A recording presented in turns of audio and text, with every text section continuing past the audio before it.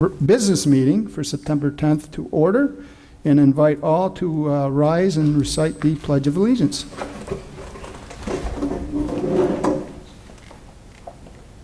I pledge allegiance to the flag of the United States of America and to the republic for which it stands, one nation, under God, indivisible, with liberty and justice for all.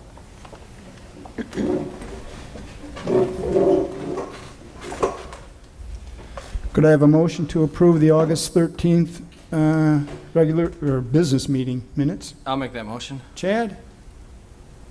I'll second. Connie? Any adjustments, corrections need to be made? No? Okay.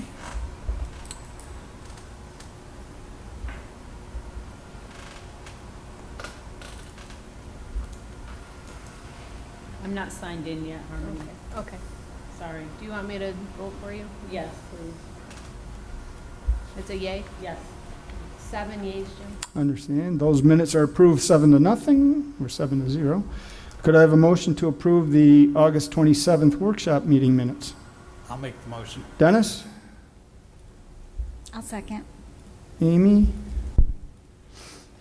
Any corrections, adjustments? Okay.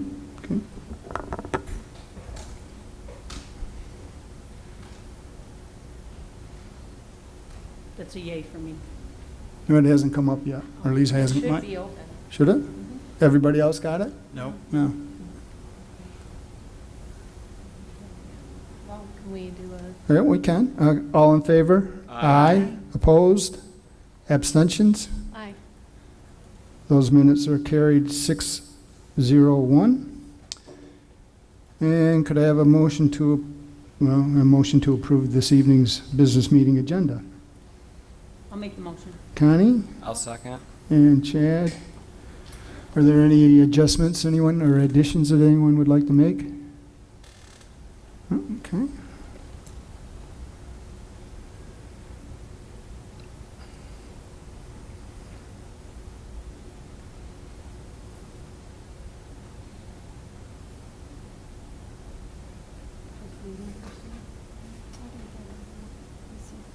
I don't know. Just yay. 7 yeas, Jim. All right, and this evening's agenda is approved 7-0. And that brings us to the first real item of the agenda, and that's recognition of our employees, our proud to be MACS. And just before I begin, the format's going to change a little bit. We used to always have coffee and cookies out. Cookies are really I liked, but due to the restrictions in place now, we've dispensed with that. And also, I have already awarded the cherished coffee mug to the individuals. So that usually takes place at this time as well. But with that being said, the first employee is actually our March Proud to be MACS recipient. But due to scheduling issues and then, of course, the suspension of school, this was the earliest that we could recognize him. Considered one of the best Hollywood musicals ever made, Singing in the Rain featured a number entitled Make 'Em Laugh, performed by Donald O'Connor. Based on my conversation with our recipient for Proud to be MACS for March, making his students laugh is one of his daily goals, and considering the dire times that we are living through at the present, I think a goal that more people should try to embrace. Because of this sunny outlook, it is with great pleasure that the board recognizes Mark Brescia, physical education instructor at the Mexico Middle School. Mark grew up in Syracuse, although he did briefly move to Arizona before returning to Syracuse, where he graduated from West Hill High School in 1999. It might have been this move that promoted his sense of humor as an attempt to fit into a new environment in Arizona, only to have to return and try to fit in again at West Hill. Mark has always enjoyed fitness and has always wanted to make a difference. Those desires resulted in Mark obtaining a Bachelor of Science degree in Health and Wellness from SUNY at Oswego, followed by his master's degree in physical education from Canisius College. Mark started with the district in 2007 as a teaching assistant at the Mexico Middle School and at Mexico Elementary. In 2009, Mark became a part-time physical education instructor at the Mexico Middle School, which eventually became a full-time position. Along the way, Mark would marry Andrea, and they would be blessed with daughters Kelsey, Kaylee, and Kendall. When asked about the favorite part of his job, he replied that there were many aspects that he enjoys. First and foremost, he does not consider his job as work, though there certainly are bumps in the road. He tries to handle these bumps with communication, creativity, and lots of patience. He loves it when a student accomplishes a skill that they did not think that they could accomplish. Second, he greatly enjoys working with his colleagues at the Mexico Middle School. And finally, he enjoys coaching, modified football and modified track, though he's had to reduce these coaching positions due to his needed support for his own family as his 3 daughters become more involved with school activities. As for his favorite memory, Mark thoroughly enjoys working with the adaptive physical education students. In particular, there is a very needy student who, when Mark works with him, dribbles a volleyball with the biggest smile on his face. To see a student, especially one with needs, enjoy a physical activity warms Mark's heart as he realizes that his passion to pass on health and fitness to his students is being fulfilled. His nominator, Emily Springer, writes that Mark motivates students to be responsible. He motivates students that are hard to motivate in general. I've seen him get these kids up and running, laughing, and having the best time of their day. This reflection is a great testimonial to Mark's philosophy of make 'em laugh. So Mark, for fulfilling your lifelong interest in fitness by using communication, creativity, and patience, for motivating our students to see the benefits of physical education, for working with some of our neediest students in adaptive physical education program, but most importantly, for doing all of this using a make 'em laugh philosophy. We, the board, are happy to recognize you as our Proud to be MACS recipient for March of 2020.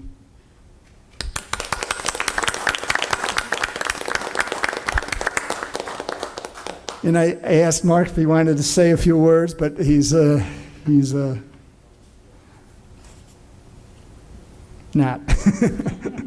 So thank you, Mark, very much. Keep up the good work, as I said, and keep those smiles on those faces. Anybody else want to say anything? Virtual hug. Ah, there we go. Yeah, we like that. Yeah, usually we give you a hearty handshake, a Laurel and hearty handshake, but okay.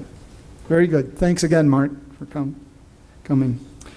Our next will be our September Proud to be MACS recipient.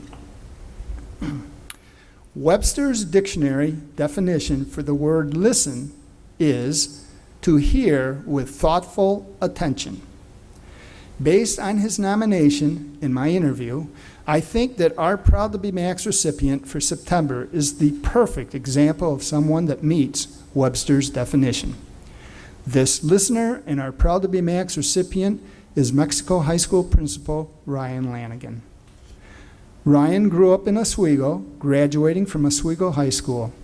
He would earn his Bachelor of Science degree in physical education from SUNY at Brockport, then go on to earn a master's degree in education from SUNY at Potsdam, as well as a master's degree in educational leadership from the University of Cincinnati. Following graduation, and at the beginning of his educational career, an example of it's a small world occurred when our current interim superintendent, Mike Sheeto, observed Ryan instructing a physical education class. Mike was interested in hiring Ryan, who was serving as a long-term substitute. To add to the stress of having a potential job at stake, the class that Ryan was instructing instructing included Mike's daughter. Mike did tell me that Ryan did a great job. Unfortunately, a permanent position never became available. Happily, Ryan's educational career did not end there, as he accepted a position at the Indian River Central School District as a K-12 physical education instructor. There, he also coached varsity football, varsity girls indoor track, and varsity girls softball. In 2009, Ryan changed locations, accepting the assistant principal position at Fulton Junior High School. In 2011, he advanced to the principal position at that building. In 2016, he came to our district as principal of Mexico High School. Along the way, he was blessed with 2 children, Braden and Abigail. So how has Ryan exhibited the trait of listening? Ryan's anonymous nominator writes, Ryan has truly made a mark on Mexico High School. Coming on board at MACS, he had big shoes to fill in the eyes of many staff members who had enjoyed long-term stability with our previous building administrator. Ryan took on the challenge with enthusiasm and determination. In the time since, he has worked hard to build trust and establish his reputation among staff and students, and he has made the building his own.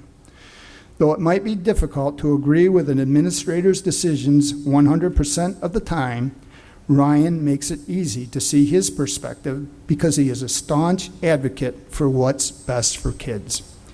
He consistently chooses to err on the side of the student, so to speak, and this philosophy has shifted the tone of our building to one in which students feel empowered to bring ideas directly to him, knowing he will listen and support them to whatever extent he can. As a concrete example of this listening, his nominator writes, he listened to staff and student requests for an advisement period and sought to make that work for the benefit of student-staff collaboration time. When asked about his favorite part of his job, he responded that it was working with the students, being an advocate for the students, and being a provider of options and opportunities for the students. As for his favorite memory, he recalled a story concerning a student who was in serious danger of dropping out. The staff, who Ryan applauds for truly caring for students with a student-first approach, and Ryan, designed an alternate schedule for the student. The student ended up graduating, is working, and doing well. Ryan said that it is the greatest feeling to know that you can truly make a difference. Returning to Ryan's nomination, it states that Ryan recently implemented a mid-year award ceremony focusing mostly on positive character traits. Our students don't lose the need to be recognized for good character just because they are no longer in the elementary grades. These awards focus on many students who may not be a part of the select few receiving the year-end academic awards, but are still worthy of recognition because they consistently demonstrate the kind of character that makes MACS proud. Before I conclude, I do want to relate a personal memory that occurred last December prior to the impact of COVID-19. The memory involves the Polar Express experience hosted by Ryan and his staff at the Mexico High School for all of our elementary students. Now, for your information, this experience is more than just a showing of the movie. The experience includes Santa, elves, jingle bells, decorations, snow machines, and a live performance by our chorus students. Anyway, on the morning that the Palermo elementary students were due to be bused to the high school for their showing, a snowstorm hit the village of Mexico. The decision was made that the students should not make the trip. Prudent decision, though it meant that those students would miss out entirely on their magical experience because no makeup time was available. Undaunted, Ryan and his staff made the decision that if the students could not come to the high school for the experience would go to them. In other words, the show must go on. So the staff ventured out toward Palermo. As luck would have it, As so often occurs with lake effect, a few miles outside the village, the skies are blue. The students did not miss out on this magical experience, and it was mostly due to the determination of Ryan. And as a footnote, who knew that due to COVID-19, such experiences would be lost for the foreseeable future? So Ryan, for your determination in seeing that our students have magical experiences, for your staunch student advocacy for what's best for students, for being a supreme provider of options and opportunities for our students, for including in the spotlight of recognition those students of good character, but most importantly, for being someone that truly listens. We, the board, gratefully recognize you as our Proud to be MACS recipient for September of 2020. Want to say a few words? First of all, thank you very much, and I appreciate that, but I can honestly tell you that if it wasn't for our great staff and our great community, people like me wouldn't have these opportunities to be recognized. I mean, Jim Busco does an amazing job helping me every day, our central office admins, all of my colleagues, and our staff at the high school is just phenomenal. They're the best. Anything that I've asked, they just step up and they do, and they really do put our kids first, so I'm the one who's lucky that I get to be with them every day so that these things happen, so thank you. Very good. Thanks. Mr. Busco, did you want to add something? Any sentiment? Ryan definitely is a kid-friendly principal, and he has ideas upon ideas and ideas. It's impressive to watch his head spin with things that he just thinks of, and I'm very impressed with that part of his ability. And he's a good person to work with. Good, good, yeah. Tyler, as a student, anything? This is your chance. No, I hadn't really thought of anything, but just, no, he's an amazing principal from the student perspective. I can say, a lot of us students really enjoy having him as a principal. I know he's very well respected among the students and the faculty. And yeah, like we were talking about, he definitely really advocates for students and is always, trying to create new student programs and new opportunities. And so just definitely well deserved. Good, very good. All right. I don't know, both Ryan and Mark, this is a good time to go. Usually this is where we have a little, but if you want to stay, you can feel free to stay. The next item on the agenda is public comment.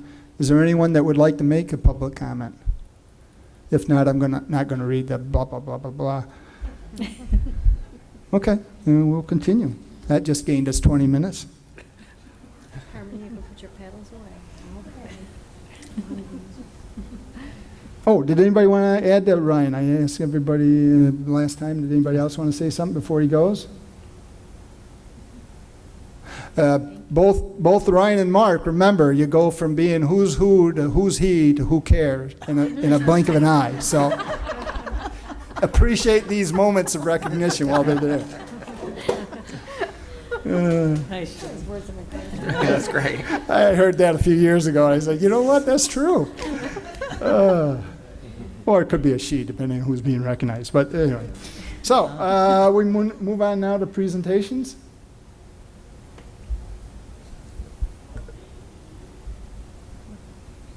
Mr. Busco's up first. Yeah. So we'd like to have Mr. James Busco come up, and he's going to do a summer school report. Mr. Busco is our high school assistant principal, and he also is the summer school principal. And they were the first students to return to in-person education, which was terrific, and they did a wonderful job. Hello. I'm going to block anybody's view.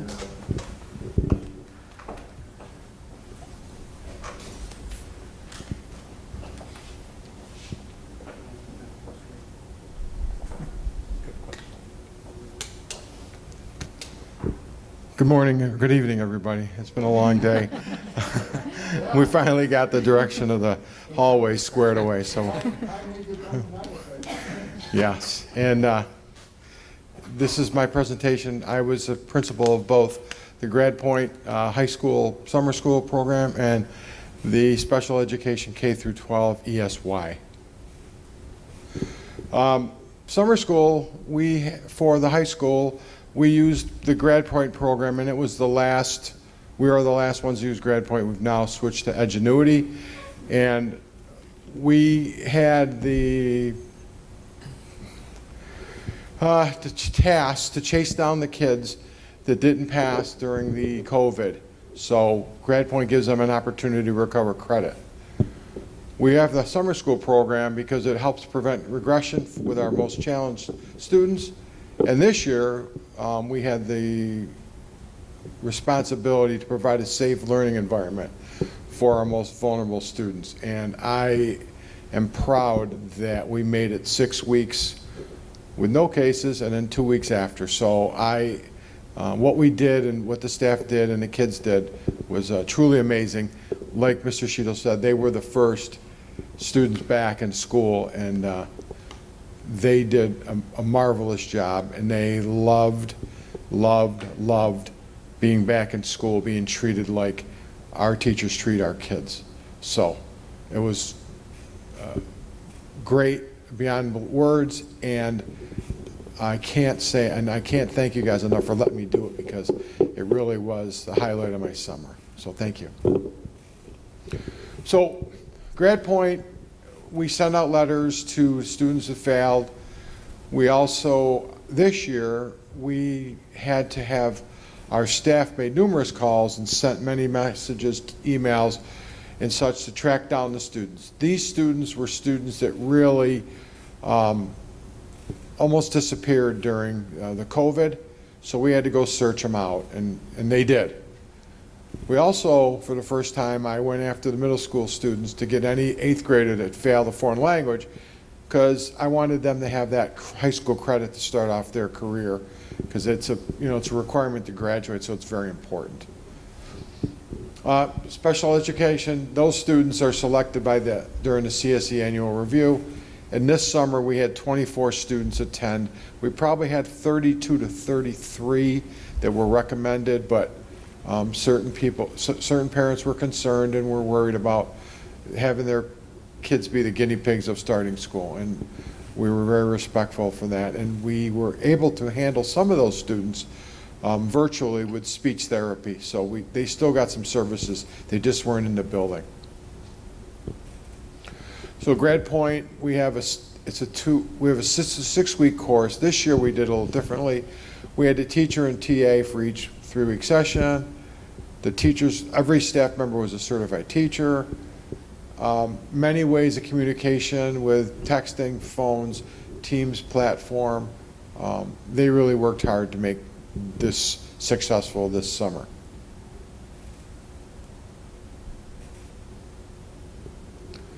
Special education, the ESY is a lot more entailed.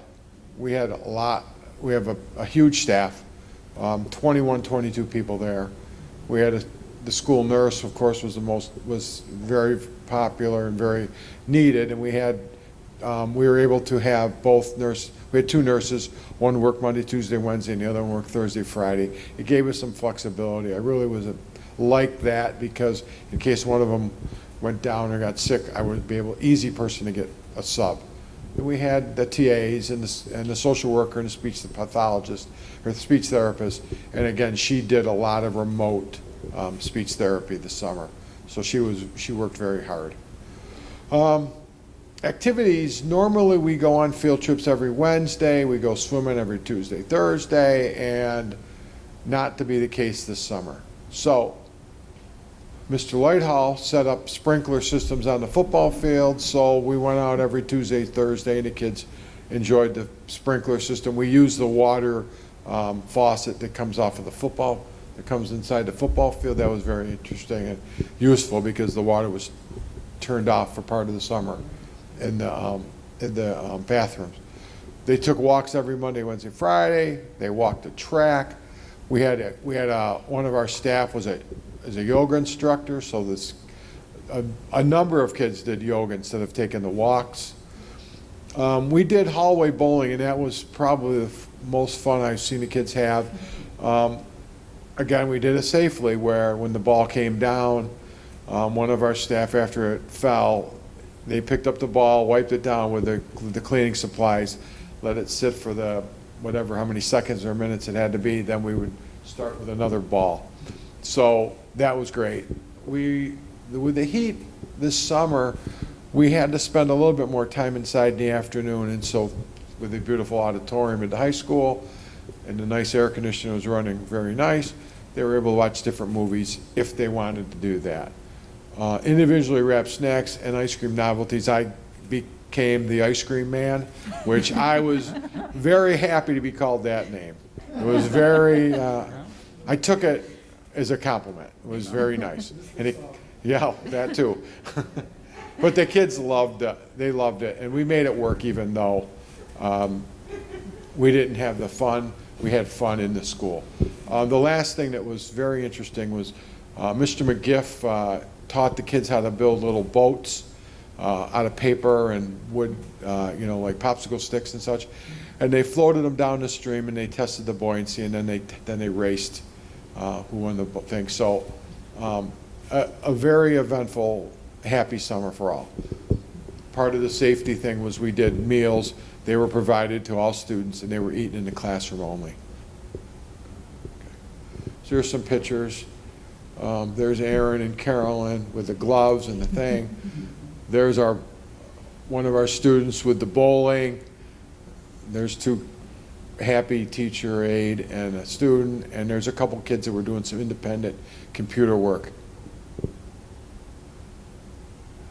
There's our new favorite, Luca. This year, Jennifer asked us if we would take on kindergarten students. We've never had those before, so we took 3 of them on, and they were a joy. And Luca was the highlight of everybody's summer. Very popular, very social, and he would come in every day and ask me if we were going to have an ice cream, and I would when we were having it, I would put my finger in front of him and I said, "It's a secret, you can't tell anybody," and he just loved that. And there's some more bowling, and then there's Aaron watching a video on the screen, on the big screen. Okay, Jay. So we talked about this, but Grad Point, we are all done with Grad Point, and it's a program that we recover credit through self-paced curriculum. So results from the summer school. We had 15 different students earn a total of 24 credits. One of the big pushes were to have the kids earn the credits in the classes where there was a Regents exam so they could earn the exemption. And then we had 2 students earn their Regents diploma through summer school. One of the students was would have been a super senior this year, and he watched the graduation ceremony, was very moved, and asked me if he could get back into school to earn his diploma. I said, "You're more than welcome." We got him registered, and we brought him back in, and he worked his tail off, and he got through. So he got his diploma in August, and it was a very happy day. Okay, Jay. Here's a breakdown of the classes that we had kids earn credit in. As you can see, the Algebra 1, U.S. History, and the Living Environment were 3 of the classes, were 3 classes where kids earned Regents exam exemptions, which will go a long way toward increasing graduation rate in the coming years.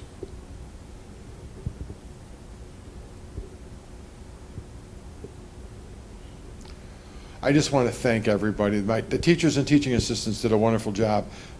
They were heroes. They were not scared. They really enjoyed being with the kids, and I think it inspired a lot of those will have a better year this year because of what they went through this summer. Custodial staff and ground staff, they were amazing for us. Mike and his crew installed the different air conditioners that we need for certain kids. And our program have their body temperatures can't be regulated, so therefore we have to put 1 or 2 extra air conditioners in some of the rooms. Like I said, Bill was great getting the sprinkler. He went home and picked up the sprinkler from his house, and just the support was great. Yeah, well, he's too busy watering my kids. You know, transportation, it was like an armada every day when they came in, because for 20-something kids, we probably had 9 or 10 different buses. The space, they had to do all the spacing. We had the aides on the buses. That was the first time we practiced with them doing the thermometers, checking before they got on the bus. Food service, Brenda worked her tail off with everything this summer, and she fit us in as well, and she did a great job of breaking all the classes were broken down in different, so that our teachers, our aides would go down and pick up the food, and they would walk it up to the three classrooms we had, and and there was snacks, and she went above and beyond. I really appreciate what she did. And of course, my host school for housing, ESY 2020. So that's it. Any questions? How would you term this year's Grad Point success given that? Well, it was, the year was better? well, I don't think we got because the truth be told, you really had to work hard not to pass last year. Okay. And so there was, the ones that were left to try to get were really, we had a tough time finding them. And we had to dig and dig and dig, and they made lots of phone calls. So I was happy with the results we got, but it's less than what we normally would get. But there was less people who failed, and and there was less worry about Regents testing, because the exemptions were granted, thank God, for a lot of students. So, anybody else? Okay, no, thank you. Great job, Tim. Thank you. Thank you, guys.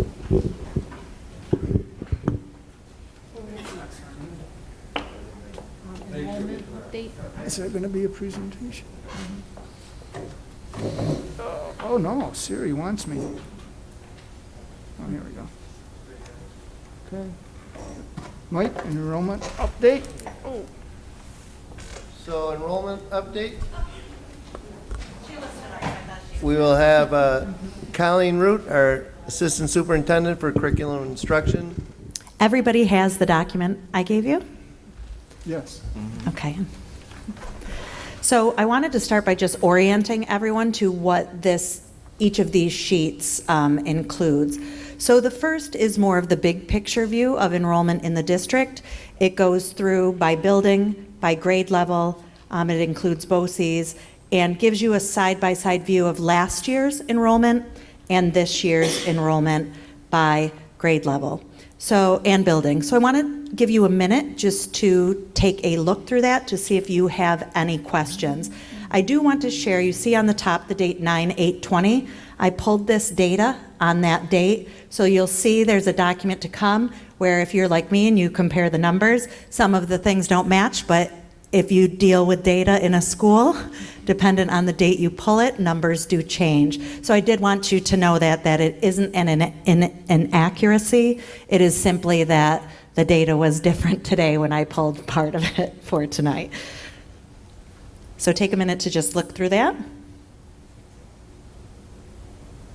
And these numbers include those that are doing just the virtual learning? Yes, they do. And you'll see I broke that down separately so you could see a breakdown of that. That's to come in a few minutes.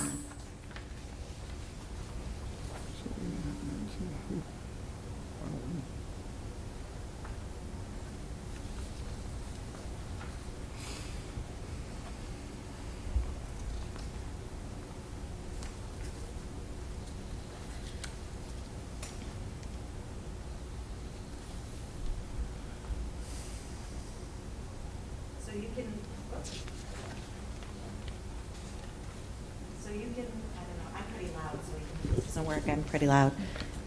All right, thanks, Jay. I bring Jay everywhere with me. He's super helpful. Not home, I hope. Your husband, No, not home. Your husband No. might. He cleans well. Here's good. Here's good. He probably sees enough of me here that he wouldn't want to see me at home, too. Anyway, back to the enrollment. If you take a look, you can see that numbers generally across the board, not generally across the board in every grade level and in every building, are down, and the total numbers are at the bottom, so you can take a look at that. So I wanted to start with just giving you the side-by-side view of the bigger picture of larger numbers, and then each document to come will break down those numbers a little bit further to give you some additional information to look at. So if you turn to the second page, did anyone have questions on the first page before I go to the next? Mike said, don't do a PowerPoint tonight, Colleen, you got about 10 minutes. I could give you a lot of information if you really want it. So the next page that you'll see is classroom sizes. So I thought you may be interested in taking a look at how many classrooms are in each building and the breakdown of what those numbers look like. So something new this year, you'll see, first of all, I have to point it out because someone will notice. So for New Haven, the pre-K numbers, the total is 32, not 33. Mm-hmm. And you can see I have a tab there that I was on that, but today was pretty busy, and when I went back, I did not change that. So I changed it myself on here. You could change it too if you're like me and need to see that change. So this goes through classroom sizes. If classrooms have a V next to them, that is a classroom that is assigned an all-virtual teacher.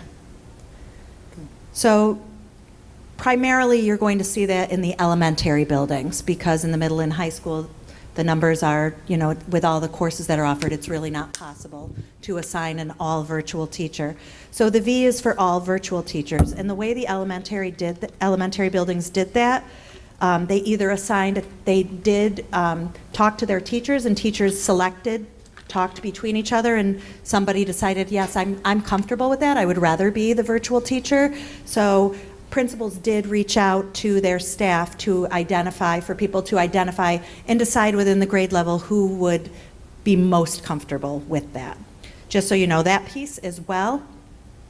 And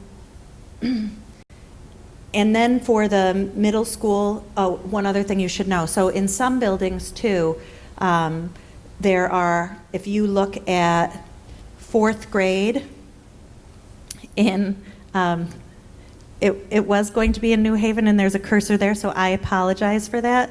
But for New Haven, they do not have a virtual teacher assigned. What the teachers did in that case, and they have pretty high quantities of students.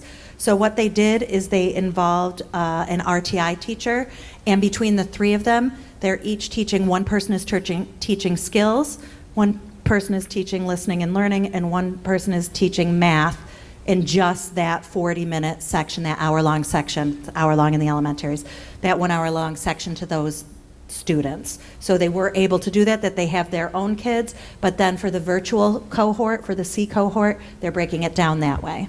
So does that make sense to everybody? I know a lot of this, there's a lot to explain. So if you turn to the back side of this page, I included the class sizes and how many classrooms there were for both 5th and 6th grade with the numbers associated too. As you know from prior years, for 7th and 8th grade and for the high school, it is not possible to break it down because cohorts, students aren't in the same class together the whole day. They follow a different schedule. They're all over the place, so it's really not possible to break it down in that way. So that's why I stopped at 6th grade.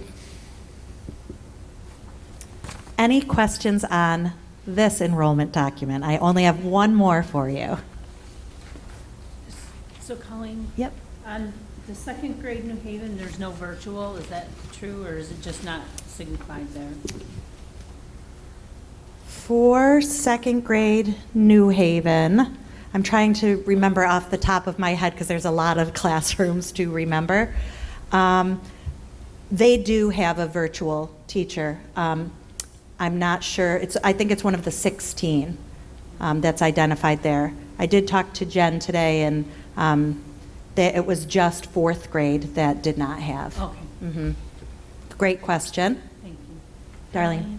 Under New Haven kindergarten, one Yeah. of them has an asterisk. I just was wondering what the asterisk Let me think for a minute. It's terrible that my brain's in a little overdrive right now. The asterisk was because it,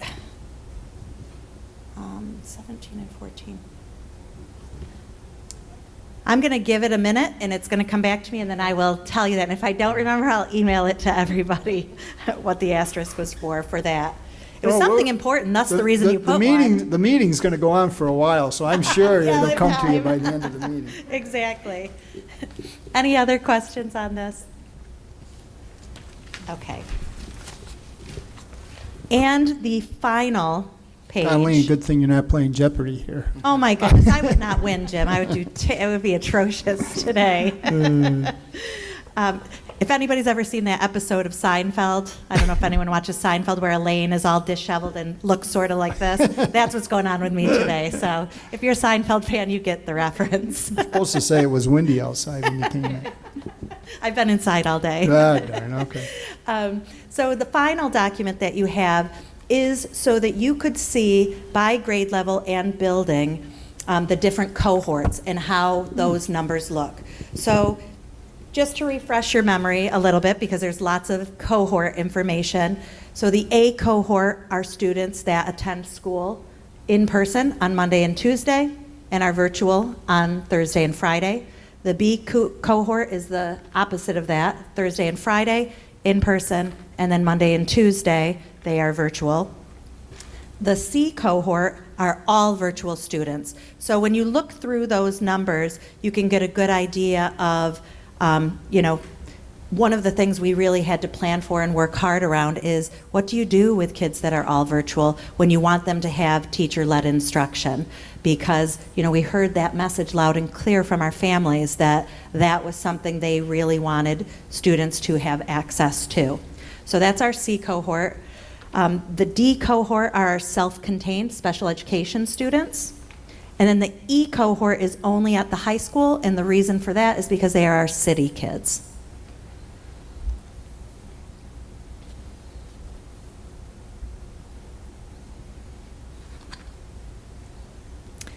Dennis. I heard you with the first page, Uh-huh. the date's 9/8, so it's not agreeing with the other ones because the timing of pulling data. Yep. And I see the first of the second, or the second page has a 9/8, but the third, the back with the fifth and sixth has 9/10. What's the Yep. difference with the counts for students on, I guess, that 9/10 versus the cohorts? Here's the difference. So we have several classrooms that are self-contained special education classrooms that are multi-age. So that's where the difference in the numbers are. And I can add to this on the bottom those special ed self-contained numbers. And I did do that math to make sure they added up. So that's what it is. Some classrooms have a K1, 2 in it. So I counted those numbers, and that's Yep. what the difference is in those, push-ins, because they were yes. pulled on the same day. Yep. Great question. Okay. Numbers guy. If only I could answer Darlene's. If it comes to 2:30 this morning, don't call her. Text her. me. Oh, yeah. Text Mike. Did anybody else have any questions right now? No, Okay. this was one of the finest I think we've ever received, so. Great, except for the addition errors and some of that, but Well, yeah, but you guys are very loving and forgiving, so thank you. Can we get this put into board docs so we can? oh, yeah, good point, Dar. Yep. Yep, and I'll add, Darlene, I'll add those special education numbers, just so when you see that, and I'll do it by grade level so you can see how those plug back in and total on the first sheet. Thank you. And she'll Good. put the asterisk at the bottom with an explanation. Asterisk. All right. So now we'll have Ms. Sheila Roth, our business administrator. She's going to give an update on COVID-19 expenses year to date.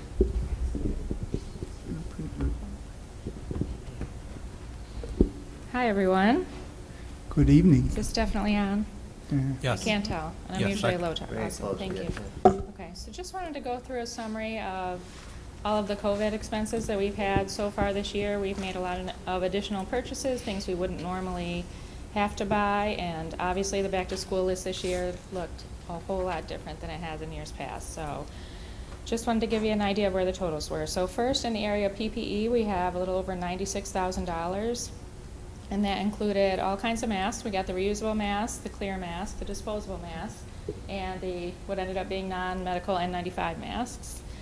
We have gloves, face shields, some gowns, that all were incorporated in the PPE area. So we still are working on trying to get more supplies of those. There are a few things that were very challenging to get. We did get some of them. Some of the orders haven't come in yet all the way. We even had city help us a whole lot with a very large purchase for everyone in the county, so that was a big help. And some of those orders didn't come in fully either. So we are now, doing our own research and trying to call vendors, see what they still have. A lot of the problems are you get the ads, and by the time you go to click on the button to add it to the cart, things are already gone. So we certainly do appreciate the board passing the resolution that we're able to, do some of these things as quickly as possible without going through all of the normal steps sometimes when we have to get them, so we can get what our staff needs and students need. The second highest category was cleaning machines and supplies. We have the O&M cleaning machines that were purchased, the 360 machines. We have cleaning machines for transportation. We have extra disinfectant and supplies. One thing that we were able to get in a very large quantity, thanks to city, was wipes. And in that category is also filters for our HVAC units. And the total in that category was $80,500. Next, we have technology and training. Our district has always done a great job historically of spending on technology and improving things for staff and students, but this year we had some extras. We purchased Kajeets for those students who did not have adequate internet access to help there. That was over $10,000. We purchased Cami so that students would more easily be able to submit their homework assignments, and it turns them into a PDF document, correct? So it's more easily submittable for homework. It's a software program. And then we increased the Zoom licenses so we'd have better access for folks, and there's no time limit and things like that. And then staff IPD. We did allow staff to use extra personal development hours, individual professional development hours, so that they would have access to more training and be more up to speed when school started with all the new technology. So the total for that category was just under $66,000 additional, or things we wouldn't have normally spent or budgeted for. And then we had a couple smaller areas. We did spend almost $9,000 on signage. City helped us out with some. We did get some of the more custom orange signs for the areas that would be high traffic areas. They're really kind of a higher quality. We're hoping they'll be very durable. And then we had some stadium signs and lots of floor tape. And last but not least, we've had some expenses to put up additional barriers like plexiglass and some additional equipment like nurse's office for the cots and things like that, and that total was just over $5,000. For a grand total of $256,400 in additional, essentially what we're calling COVID supplies. So that's kind of where you saw the transfers on the budget status report and things like that, as we're trying to keep track of them in the system so that it's not all a manual calculation. So, does anyone have any questions on those? Okay, thank you. I'll hold on to this for a second. Thank you, Sheila. And then, so we also, internal audit report. Sheila, you will have Ms. Sheila Roth give a little update on that. Connie, do you And I know you have that in your packets. Nope, it's all yours, Sheila. All right, so each year, the board helps us invest, and we use Questar to do an internal audit. And the first step in the process is the annual risk assessment, which we generally do in the fall. And the risk assessment goes through all different areas of the district. It goes through business functions, payroll, HR, IT, all major areas that there's potentially a risk in, or that we can find areas of improvement on, whether it's school lunch. There's a variety of areas. So we've done a number of different areas in the past, and this year, because of all the new Ed Law 2D and cybercrime and things like that, we decided to look at IT controls. is what the committee chose. So we went through the audit, I believe it started in April, and took a little longer than usual due to COVID and some, distance work, but we made our way through it. There were a number of different areas in terms of a lot of protection of the system, passwords, access controls, which incorporated some different departments too in terms of business office, HR, and IT. So I think ultimately we came up with a number of suggestions. We have some areas of improvement, which is really the whole point of the process and what we were looking for. So the corrective action plan that you also have in your packet kind of details those out. And after, if there's approval on this, the next step in the process is to upload these to go to SED, and they do take a look at these and make sure we're submitting them, getting them done, and following up on the process, because there is a timeline for implementation in there too. Did anyone have any questions on that? Well, Go ahead, Dar. I was just curious, anticipated date of completion is not to the end of the school year. Is that just part of the timeline, or? For the corrective action plan? Yes, generally it's about a year that we get to implement. So by the time the next audit comes around, they should be all done. I can't remember, what was the date that we?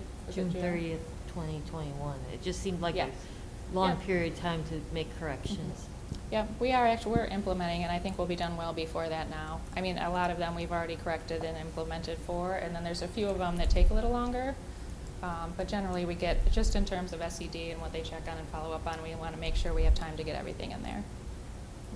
And are you the one that monitors as far as the items being taken care of, or does somebody else do that, or do you assign the various ones and let somebody else take care of each one, or how's that working? This one kind of ended up as a group because it really did Okay. impact the business office, HR, and IT. So I think we Okay. put down all three of us. Oh, on all there, right.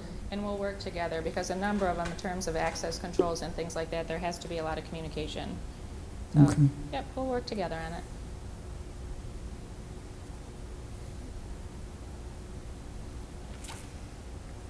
Anyone else?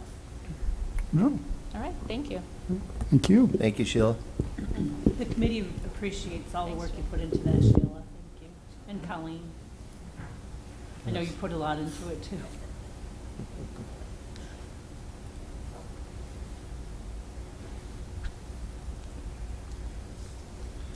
I did have Liz prepare a staffing update, but maybe I'll have her send that to you, and then we'll add it on to the agenda next time. But she has Okay. Right. something prepared to send out to everyone.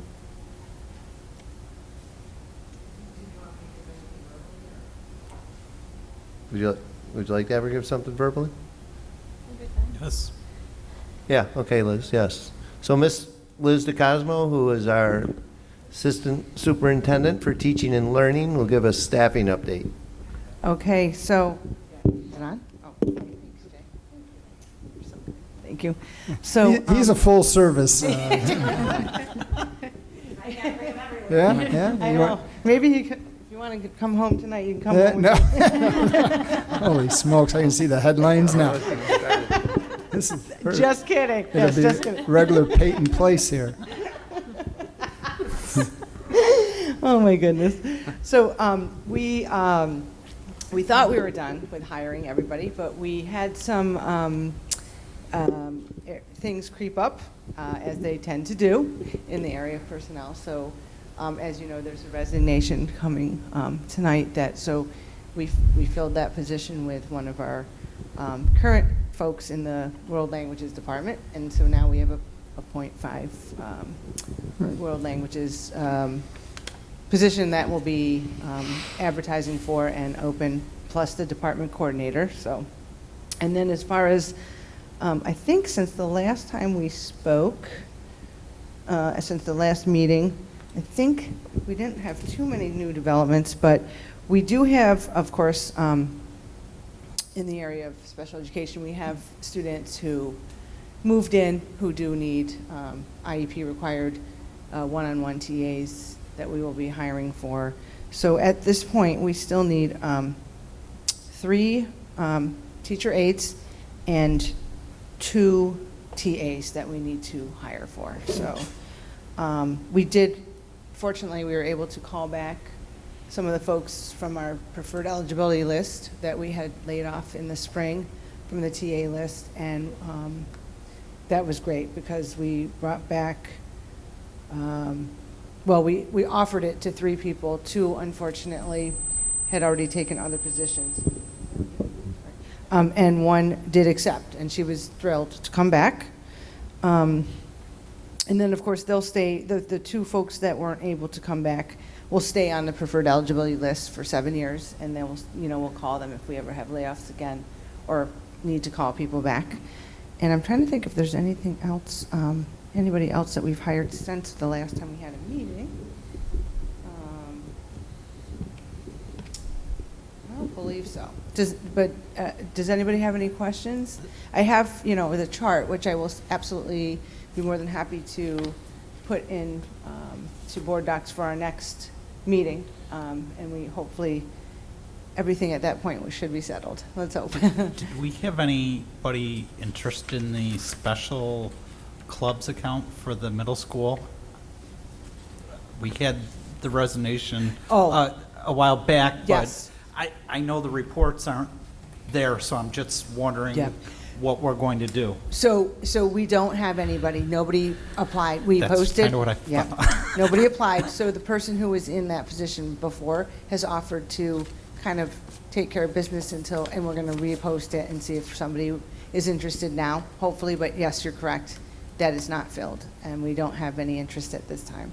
But hopefully we will. Okay. Yeah.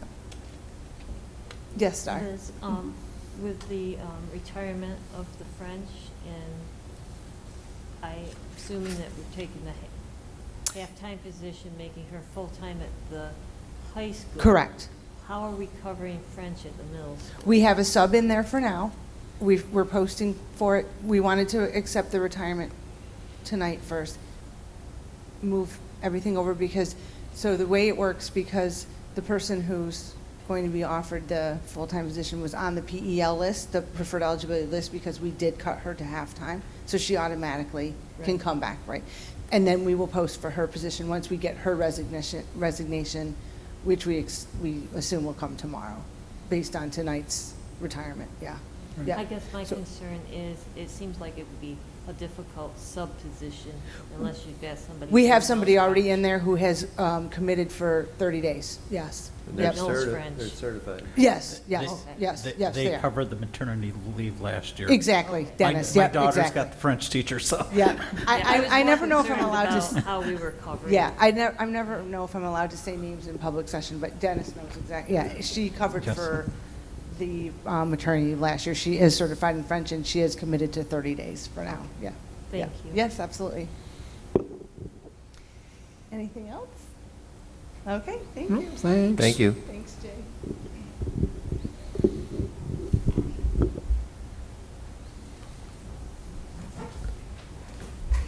Would you like me to go Yes. right in the superintendent's report? Sure. You're So first next. of all, I'd like to welcome Tyler Yankee.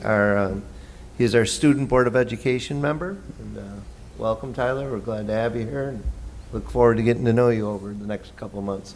Yeah, thank you. The first thing I want to talk about is last Thursday, September 3rd, was the opening day with staff, and that day went very well. It was obviously much different than it's been in the past. We did a lot of things virtually, and we held Zoom meetings. Myself and Colleen and Liz actually all did presentations in the morning, and then they had their normal mandated required classes that they took, which they took through Schoology, and they did that online. And that all went very well, and then they had times in their buildings and had some meetings and things. And, it was a good day. It was just much different, but it was nice to have staff back in the buildings. It was great to see more people and interact, with many of the staff members. And then we actually completed our superintendent's conference days by having 2 more days on Tuesday and Wednesday.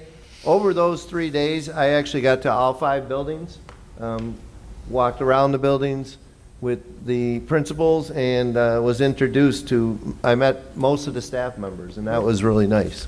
So it was good to get around and get to see them in the buildings. And then obviously, today, was the first opening day of school for students, with tomorrow obviously being the second opening day. Because cohort B was in person today, or cohort A was in person today. Cohort B will be in person tomorrow. And I must say, it was wonderful to see the students. The district office team, we all split up and went to different buildings, and it was just great seeing the students. You can tell more in their eyes that they were excited because everyone was masked appropriately, and they did a wonderful job coming in. Parents dropping off, they were excited also. It was a great feeling to have students back in buildings, and I know the staff really enjoyed that, and the students definitely did. We had a few glitches that we have to work through that I think we actually did during the day, but everything else seemed to go really well. Again, the staff itself, they just did a tremendous job making the students feel comfortable at all levels.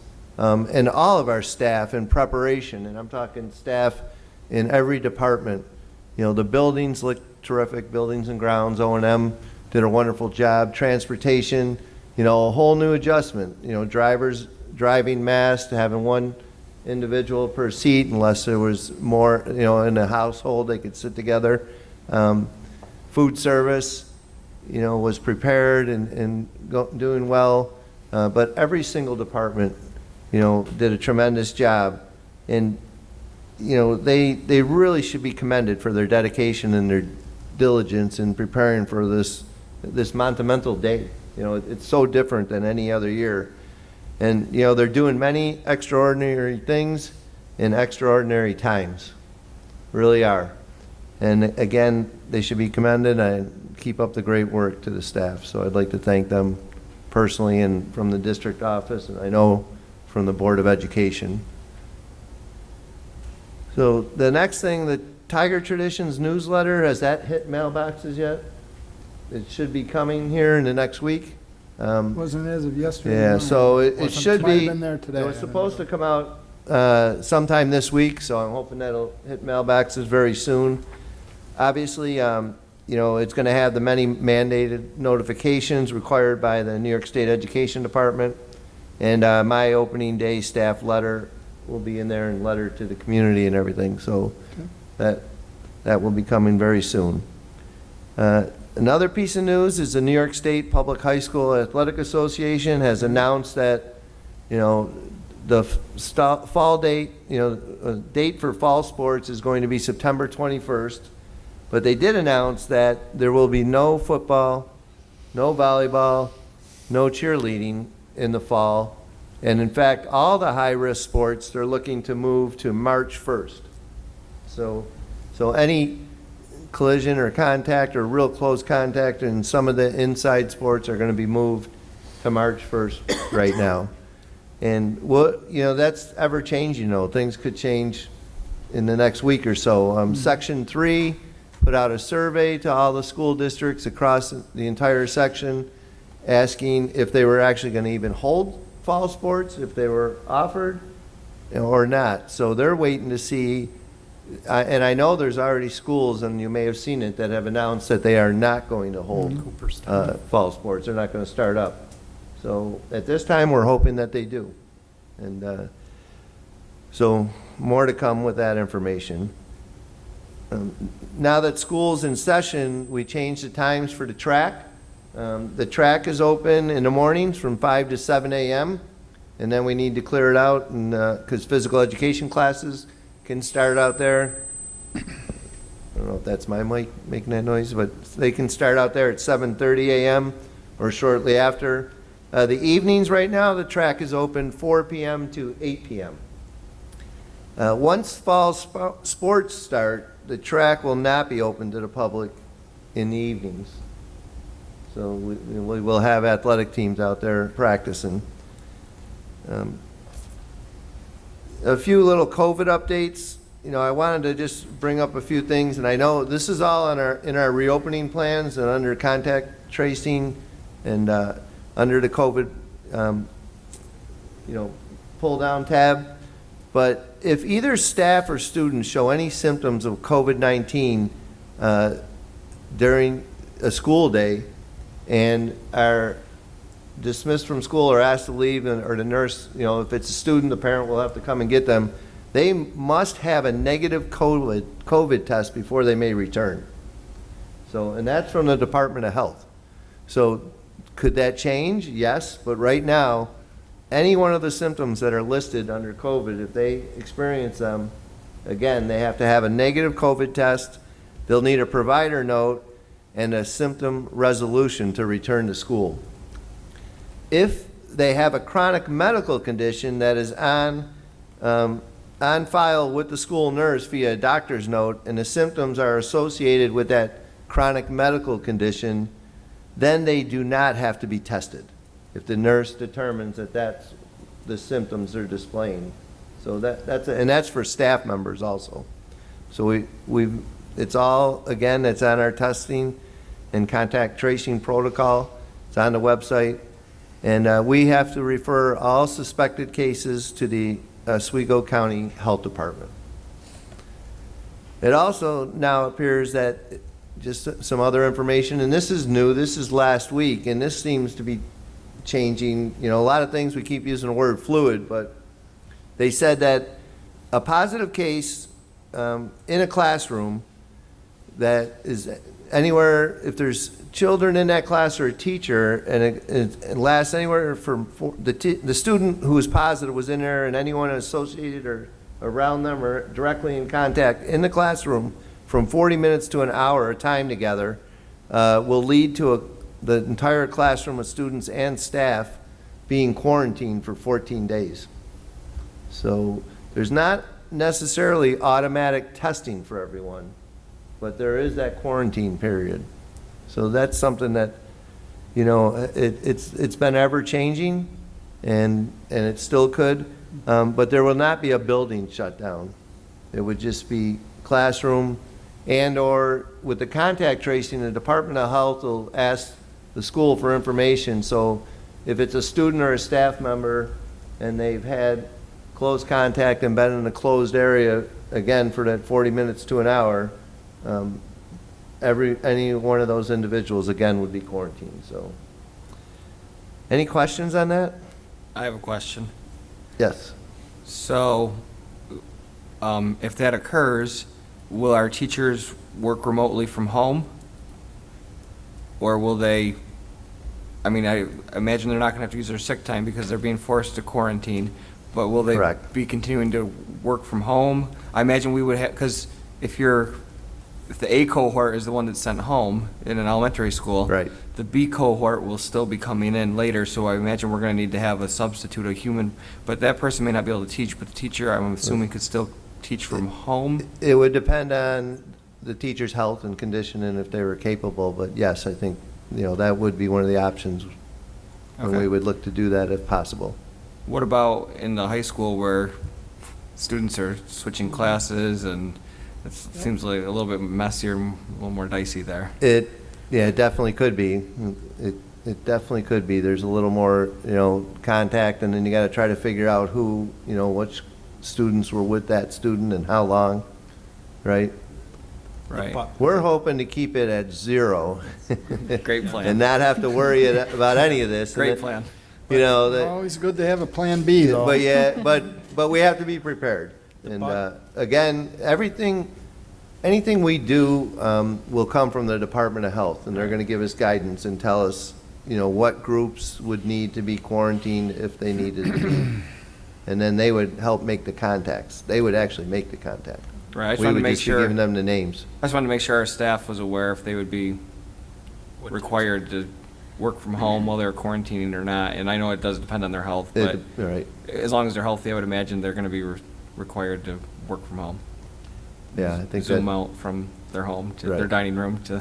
Right. Okay. And it could be the bus, could be. The bus can fall in, correct. Multiple rooms, yes. Correct. Being impacted in different ways. Well, but it's only a positive case. It's not so. Which I understand. So on the bus, if a student, was around the positive case, but then they're in a different classroom. That wouldn't affect that whole classroom. It wouldn't, it No. seems like, Nope, not at this point. That's the way they said it. It's only if Okay. you had that enclosed space and direct contact with the positive individual. okay. And then everybody else is just keeping an eye on symptoms, so. But again, that could be ever-changing, Yes. so. A high school student potentially could be in 9 different classes or 8 different classes with 8 different groups of kids. Correct. So Correct. and 8 different teachers, so it could be Possibly. widespread. Correct. Correct. Yep. What's that? Yeah, a little less contact in 7th and 8th grade because they're doing the block scheduling. But the high school, yes, it could be more. Should have made the classes 25 minutes long then, right, or whatever, less than the 40. Yeah, that time could change. I've already been seeing things where they're squeezing that time and it's becoming shorter, the direct I'm contact sure, in the I'm closed, sure. in an enclosed space, but they haven't, nothing formal has come out. That science always changing. Yes. So then finally, I'd like to congratulate Darlene. I know Jim brought this up once, but Darlene Upcraft has been named the Oswego County Board Member of the Year, and it's a hard-earned and well-deserved honor. So Darlene, congratulations. And actually, I gave her an article with her picture, and it's a very nice article. Thank you. So you could share it with the board if you want. Yeah, gee, she made both the local paper and the Oswego Pal, so. Yes. I don't know about the Post Standard. Did you get in that yet, or no? No? Darn Post Standard. And then just last note, our next Board of Education meeting is our workshop meeting on Thursday, September 24th at 6 p.m. right here in the middle school auditorium. So, thank you. Comments, questions for Mike? What about the technology? How did the technology, I know there's glitches, there's always glitches, but how do you feel it went the first day of school, the handouts? I've heard some comments on potential backlog of lots of student computer issues, so I heard like somebody was 72 in line, so do you have enough help? I guess that's kind of where I'm. Yeah, so as far as this morning, there were some glitches. I can explain to you what they were. At the elementaries, there seemed to be very few. There was no major issues that came up at the high school as well. Nothing really at the middle school. This morning, if you were connecting to your students with Teams, it went perfectly fine. Or as perfectly fine as, This could be, you know. yeah. So that went very well. A lot of 7th and 8th grade teachers used that and had very positive days with their students. In 5th and 6th grade, they were using Zoom. And the thing that came up this morning is that students couldn't connect via Zoom. So that's why there were all of the calls from parents. We do have the student and family help desk open now. Yep. So it's going to, they'll have somebody that can, but that volume is huge. And it was because people wanted to join their class and couldn't. So that became the #1 priority this morning of figuring out why, because we've tested it, we've run meetings on it, Yep. and it makes sense. So recently, we went from the free version to Right. the enterprise version with the intention of the teachers wouldn't get cut off with their students, particularly in the middle school with 81-minute blocks. So what we discovered is anything that goes, when a student connects through, on their computer, there's something called Sonic Wall that protects students. The intention of it is to protect any applications that are not whitelisted to not be able to get through, so they get a screen that says, no, you cannot join. So for some reason, Zoom was, when they went through, even though it was whitelisted, the Sonic Wall filter was still blocking it and not allowing kids to access it. So at that point, we had to come up with some things that we're doing. So most teachers switch for tomorrow that they're going to join with Teams, just, which I understand. Temporary fix. Completely. But they do want to go back to Zoom. So what my department did today is that issue is resolved, so it will not, will not be a further problem as far as, as far as you can know with technology, there won't be a further problem. And we did get, there is a way, so there's the Zoom client, and then students can get in another pathway too. So Nancy Caper, one of our instructional technology specialists at the high school, created a sheet to give to teachers that they could post on their Schoology, because there was no issues with any of those things today. And so they can go in, and if they have a problem accessing it through the client again, they can still go through the browser and get it. So kids just didn't have the explicit directions. It's a little bit, Chad, probably it's a little messier to get in through the browser. Yeah. You can do it if you have directions. You could follow them step by step. The client is super easy. You click on the link and you're good to go. So hopefully the client will be working, but if they did, and it is at a point where they even called a parent in trouble, they didn't want to do it just in district. They wanted to do with a parent that had an issue with their student. So they did connect with the parent, and the problem was resolved. Excellent. As of today. So even if that issue were to continue, we do have something that kids could be able to do to join through the browser and not just the client and have that option, which we didn't have that in place today. Having the client's the easy way to do it. So overall, we knew there would be some issues, but there were no bandwidth problems.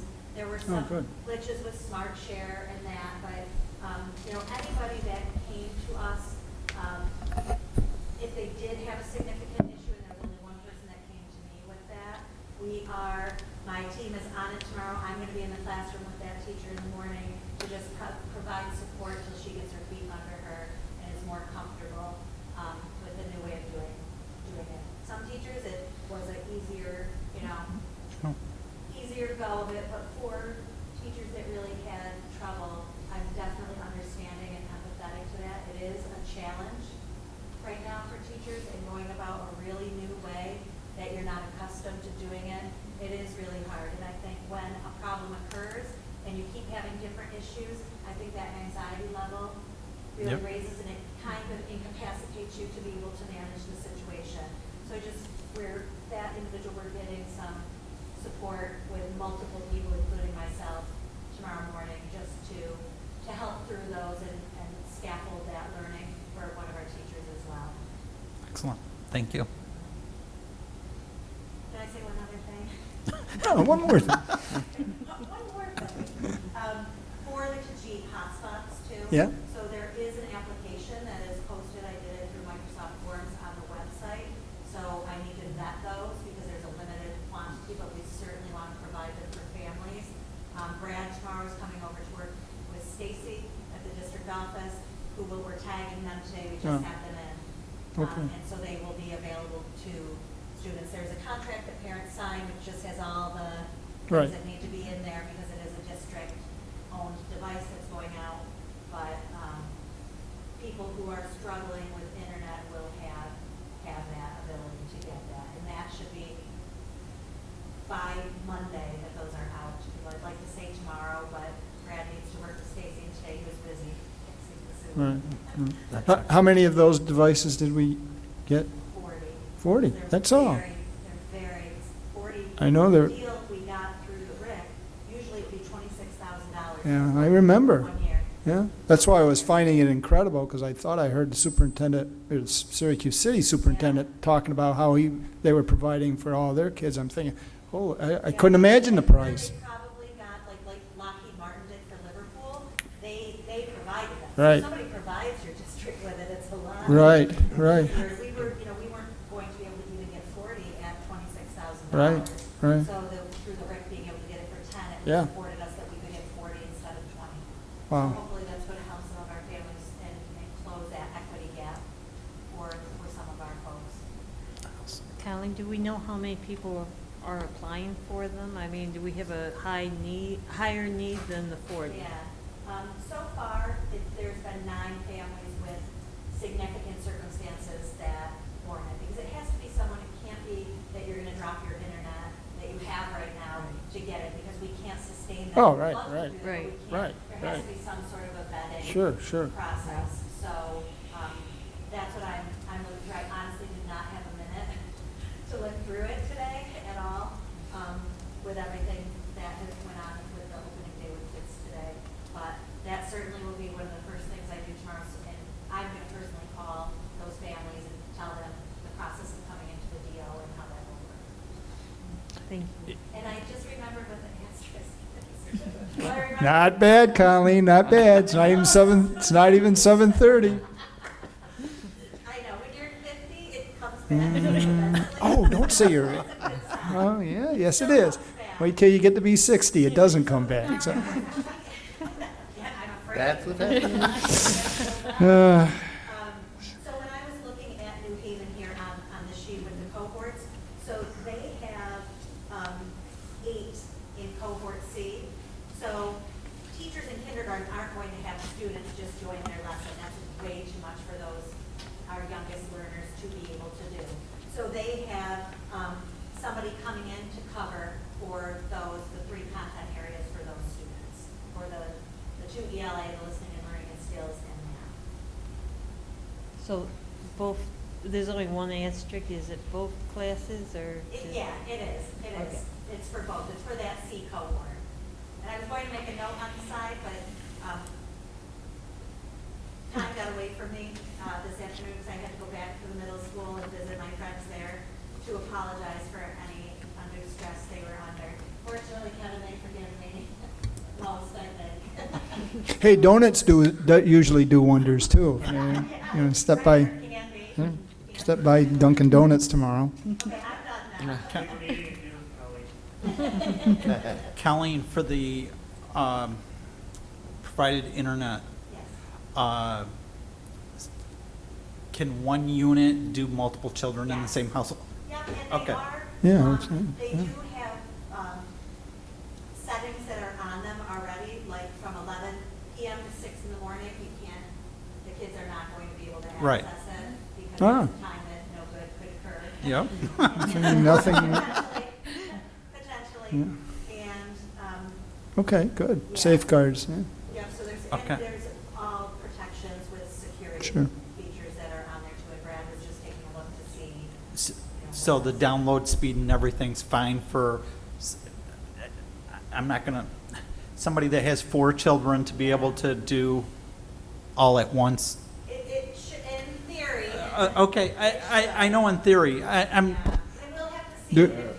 Do you have a Yes. number for the speed, Because or I- don't you know the number? because I'm No? thinking somebody that may be economically disadvantaged may have multiple children. Yes, and if they did, and we found that out that it wasn't working, and they have 4 or 5 children, You- and you- they're not able right. to, everybody's not able to connect, we certainly will work with them, because we don't want an equity issue due to financial Right. challenges. Excellent, thank you.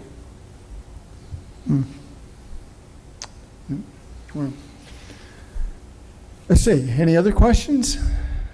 Nothing from that side. How about this side? I had 3 questions for Mike. First, doing the temperature checks and all the extras that we had to do with the kids this morning, how did that impact the scheduling as far as unloading and getting kids in the classroom and all that? Actually, the temperature checks went really well. You Mhm. know, the buses, it went well. What slowed things down today was they had to do the bus drills too. Oh, So, you know, mandatory. right. So everything was a little bit slower. I think it won't be until Monday, because obviously they have to do bus drills with tomorrow's cohort Right. also. Right. So Monday, I think we'll really start to see how Okay. it impacts. But they did a nice job with temperature checking, getting on buses, and that seemed to move along fairly well. Okay, good. And then parent drop-off, that went very smooth. It went Good. great. Good, good. So- Yeah, I just pictured cars Yeah. out the 104 and. No, it actually, it went very well. They staggered some of the times, so So that, okay. so it would run Good, good. smoothly. Good to hear that.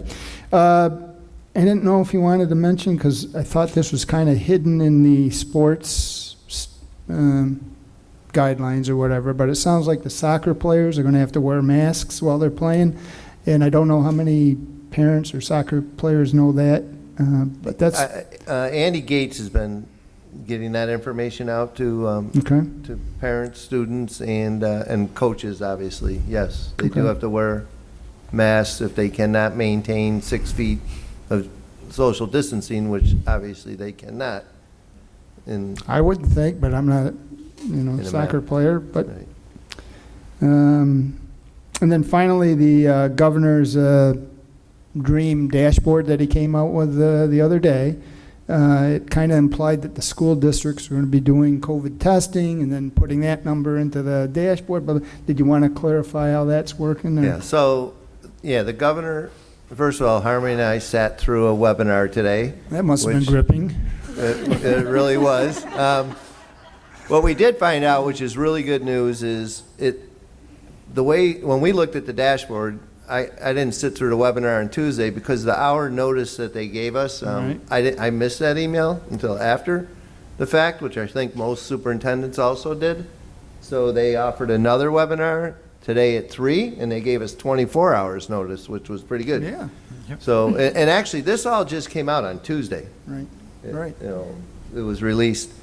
So the governor, the first part of it is putting in the number of faculty, which is instructional staff, the number of staff, and then the number of students that are enrolled in the building, and that includes all the cohorts. So they're considered enrolled in the building. And then they want the number that are, I'm sorry. Enrolled in the building are the cohorts that are physically attending. Right. And then they have not enrolled, which we have 0 for staff. Nobody is teaching from home right now. And then the students, that's all cohort C, so that's going to be easy. We thought we had to do absences and do this daily. We do not, which is good. But then when you get to the COVID testing, you have to report all positive tests for students and staff. So we're hoping that stays consistent at 0. And then for the testing part, we don't have to do anything because the district is not doing any testing. And I think there will probably be very few districts across the state that'll be doing any testing, Right. unless they have a health program in their building that's going to do testing. So that all will come from the Department of Health. Okay. All right. Mike, do you know if we're going to open up the family ID since, and I know nothing's settled with Section 3 with sports, but open up the family It ID? is, I think it is open, actually. Okay. Andy Gates said, or it's going to be open. Andy said he was using that. Okay, because So, I was just thinking, my daughter, I didn't know it was open to sign her up, so that's kind of why I'm asking. yeah, talking to Andy this morning, he told me that it was open. Okay, So, Okay. so take a Good. look at it. And Thank you. Let me know. I appreciate it. Great. Yes. That's, Yeah. yes, Yeah. on That the would help. athletic page. Another, or- I got it. Right. Yep. Okay. Good. Okay. That was it for me. Anyone else? No? Okay. Tyler, how was your first day? It was pretty good. If you went, I don't know if you were in Yes, that. I was there. Okay. All right. Yeah, everything seemed to go pretty smoothly. I know that from what I saw, everyone was following protocol pretty well. All the lectures did get probably a little dry by the end, if I'm being honest, but It's good. That's what we like to hear. It's honestly. necessary though. And yeah, there were a couple little kinks with, like, I know a lot of people were getting frustrated with the hallways, with the one-way hallways, Right. which I want to say that Mr. Lighthall said that they were going to modify for tomorrow. But other than that, yeah, everything seemed to go pretty well. Good. Okay. Anything else that you want to report at this early date? I don't think so. No? Not that I Okay. can think of. Any questions for Tyler? I know everyone here wishes you, welcomes you and hope that you gain some information or whatever, how a public meeting in public, whatever is how it's run. Although don't copy my jokes because that might get you in trouble. Then necessarily not the highlight. Hey, Bill, did you get your brother to come in being a former law enforcement officer? You did? Okay, good. He'd be great. He'd keep kids moving in the right direction. And let's see. So no other questions for Tyler. Committee reports, finance? We met Monday? No, Tuesday, because of the holiday. the Monday-ish, Tuesday. Reviewed the city invoice. There were a lot of personnel dollars transferred this time. That's what you'll see on there, but they're not only due to moving people around, but mostly due to allocating to the CARES money that was, that the school got from the state, federal, whatever. However, whoever you want to credit that with. We need to just segregate that out from other expenses. And there were many add-ons on the city bill. Sheila was unsure why they labeled them as add-ons, because they are expenses that we've had from year to year in our basic contract. So I think she was going to try to look into that. I assume it's just from their staffing, we didn't have a lot of this summer. And they all worked out in terms of things we have already requested on the annual service request form, so we know the numbers, it's just within the spot they put. Right, right. And going forward, we're going to try to review the bill just prior to the workshop meeting, as it comes in just a day or two before our business meeting. So it's too late to get it on the agenda for the business meeting, so we're gonna try to move it to the workshop meeting, if everybody's okay with that. Yeah, isn't that what we usually do? Typically. Yeah. The dates got a little earlier this summer because we didn't have as many bills, because the students weren't here, and they didn't have as many things to adjust. But I think for this one, it was because we didn't get one in September, right? Right. So we were thinking we would see September's bill tonight, but typically we don't see the city bill, or, we don't approve the city bill until the workshop. Right. So, We'll get everything back on there. So we talked about meeting one time a month to do the budget status, the transfers, and the school bill. okay. So I can't remember if the budget transfers and things may have been sometimes the first one or not. That usually is the first. Yeah, those are usually the first one. And I think they're in the second one as well, right? We've been doing the city bill at the workshop. Right. Because we've been told that it can't be ready for The business meeting. business meeting. I think why it ended up, we were questioning it for the business meeting this month is because we never got, last month you said that the August one wasn't ready for the workshop. So we thought that one would be here, and then the September one would be at the workshop. But then, trying to remember if last year we don't get a bill in August or not. We don't get a bill in August. Sometimes they do 2 supplemental bills, but this year, because of us not being in session, they were able to get everything in the first supplemental, so there's one first bill. Okay. And our next meeting is the 19th of October.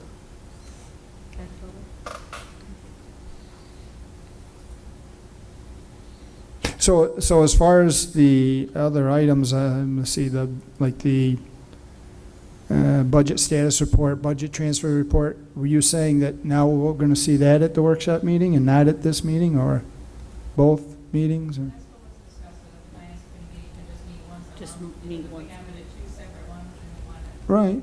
Okay. That's okay with me. How about everyone else? Well, Dennis is on it. And how about everyone else? Not in that, fine. You're okay with that? I'm not in that committee. Right, yeah, in the finance. I'm not on that committee.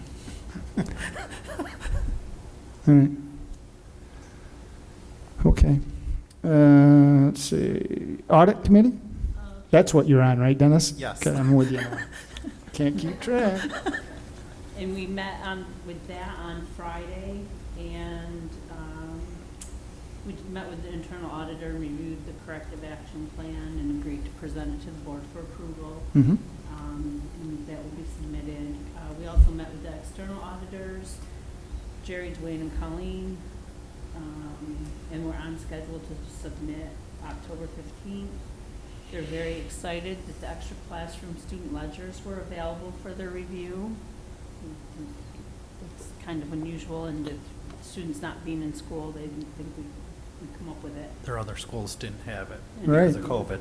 Yeah, right. Good. So that was good. And our next meeting is October 15th at 1 at the district office. October 1st. October. 1st at 1. How come I have 15th? Okay, sorry. It's Don't start without her. it was the Zoom meeting that that was mislabeled. Oh, Yeah, we got it like 4 times. All right. Anything else, that's Ken? at 1 o'clock in the afternoon. Okay. No, that's it. All right. Any questions for either committee, audit or finance?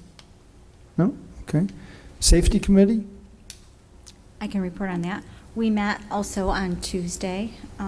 We discussed the required trainings for the year being in Schoology, emergency drill requirements, and the district-wide safety plan.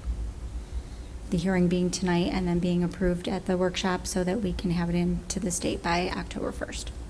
Good. And our next meeting is November 18th at 3. Okay. Questions for Amy? No? Okay. Any other committees need to report, like to report? No? Okay. We have second readings for policies. Could I have a motion for that? I'll make the motion. Chad Second it. and Dennis? Any questions? Comments?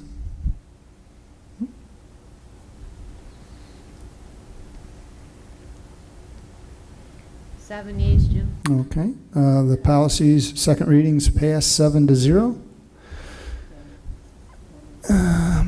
For resolutions, let's see, we have 3 resolutions, or 2 resolutions and an appointment. Could I have a motion to approve the fixed asset disposal request included in this agenda? I'll make the motion. Dennis? I'll second it. Connie? Any questions with it? Okay.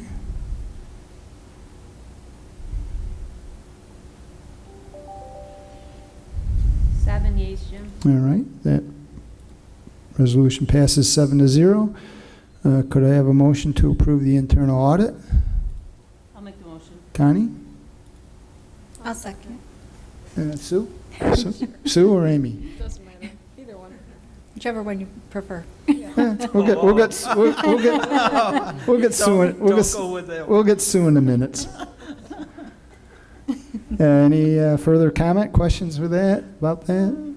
No? Okay.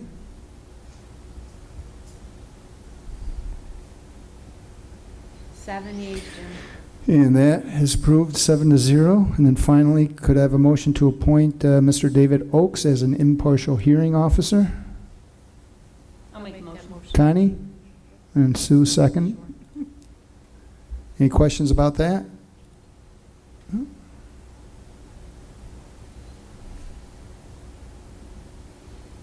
Seven yeas, Jim. And that appointment is approved 7-0.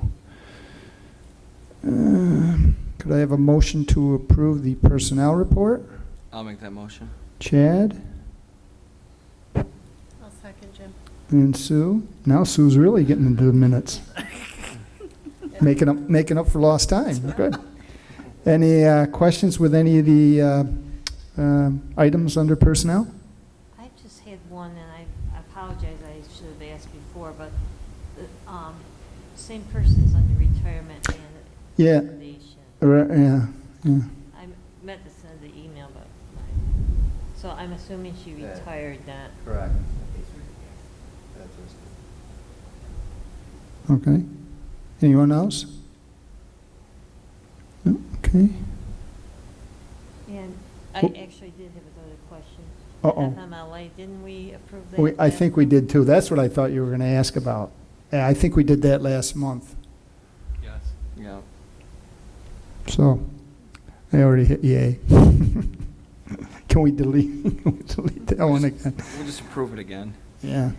I guess I won't harm. Or anything. No, better be safe than sorry or something like that.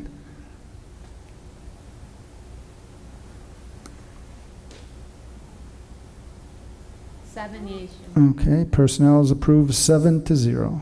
Could I have a motion to approve the consent agenda? I'll make that motion. Connie I'll second. Darlene. Dar, okay. Any questions concerning any of those items? Okay. Oh. I just actually did have one. On the claims auditor's report, typically if there's issues, we have a second report. And last month, we didn't have the second report because there was no issue, so I'm assuming that that's the reason we didn't get the second page of it this time. But I hate assuming stuff, so maybe in the future, if there's no issues, it could just be on the bottom of the page or so. That's a good, because I did the same thing, I assumed, so. If Lisa Spencer, if Lisa can add that. Right. Okay. Okay, thanks. Just a little note saying no issues found or something. Okay, good point, Dar. Jim, can we do a manual vote? Yes, we can. I still remember how to do that. All in favor to approve the consent agenda? Aye. Opposed? Abstentions? Consent agenda passes 7-0. That brings us to open business. Mike? So the Paul Seversky vision planning, we're still waiting, as I said, until school, till we get school moving along. And so sometime in the fall here, maybe, hopefully by the end of September, I'll contact him and then talk about getting him back in here. And I'll sit down with him and meet with him. And then athletic field drainage, it looks like it's working well. You know, they did fix that over the summer, and the last time it rained heavy, I actually visually inspected it, and I know that Mike has checked it, and they feel like it was successful. Okay. Capital project plaques, no update at this time. The elementary high school health center update. So the Office of Facilities and Planning in the State Education Department they've gone through the review process, and half of the review process is done. So we're just waiting for the other half. And typically, as it is with SED, things are delayed. They thought we were hoping to have this approved by the end of August, and now we're at September 10th. And mid-September. they have half of it completed, so hopefully the other half will be done soon.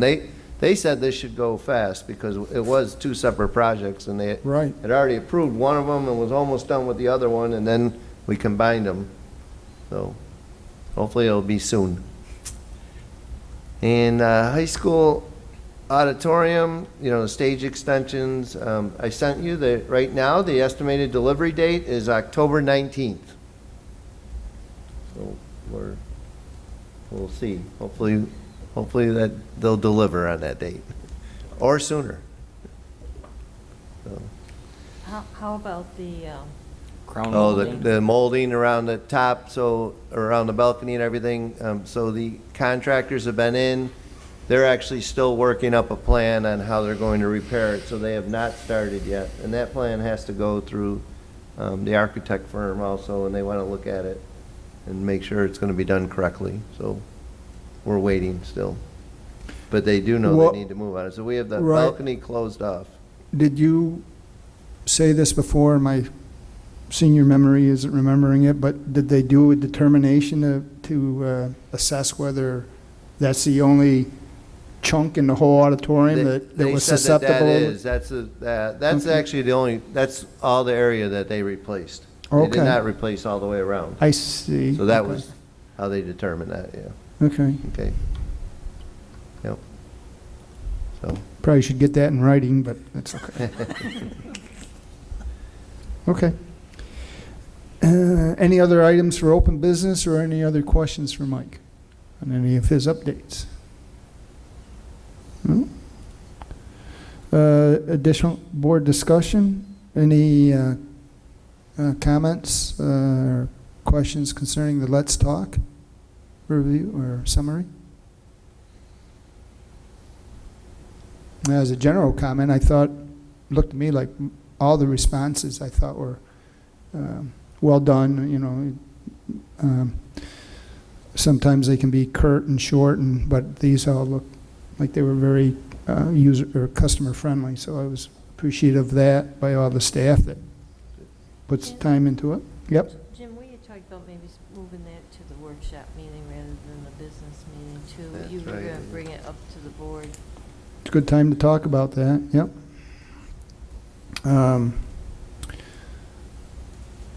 Any problems with doing that? Moving it to the workshop?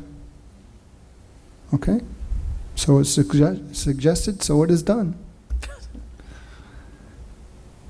Anything else for Let's Talk? Thanks, Dart, for that. Oswego County School Boards and Central New York School Boards. Connie? We haven't had any activity since the last time I updated. Okay. Certainly pass on our thanks for the wisdom of the Oswego County School Boards in awarding Dar the Board Member of the Year. We appreciated that recognition.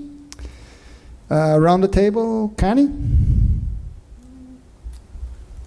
I don't have anything more than it's already been said. I think that you guys are doing a great job getting it rolling, and we'll always be resilient so we can bounce back and attack any of the problems.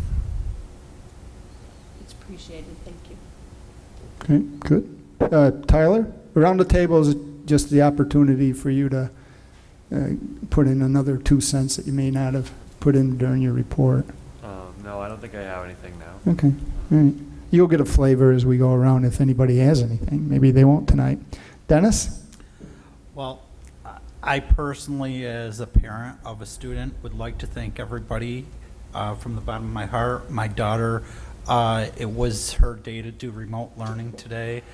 We had no issues, but I just wanted to reiterate how great everything was. She was as happy as could be to even see her friends through the computer. So as a parent, it definitely touches your heart to see your kid finally starting to smile a little more from being able to get in and do that work. She's excited about it and everything. So from me as a parent, I know I should be a board member right now, but I have to share that with you, and thank you from the bottom of my heart. That's it. Okay. Dar? I think when we talked, you wanted me to bring up about the New York State School Board Conference. Yep, I just asterisked that. Yep, good, good. Again, I am going, I'm signed up through city in order to be active with Right. the convention, and I was thinking that I might do some of it from the boardroom. But Jim was mentioning that in the past, people may want to do it, the law school or the communications, which needs to be, somebody would have to be registered for it. Anyways, the registration deadline for the early bird is September 13th.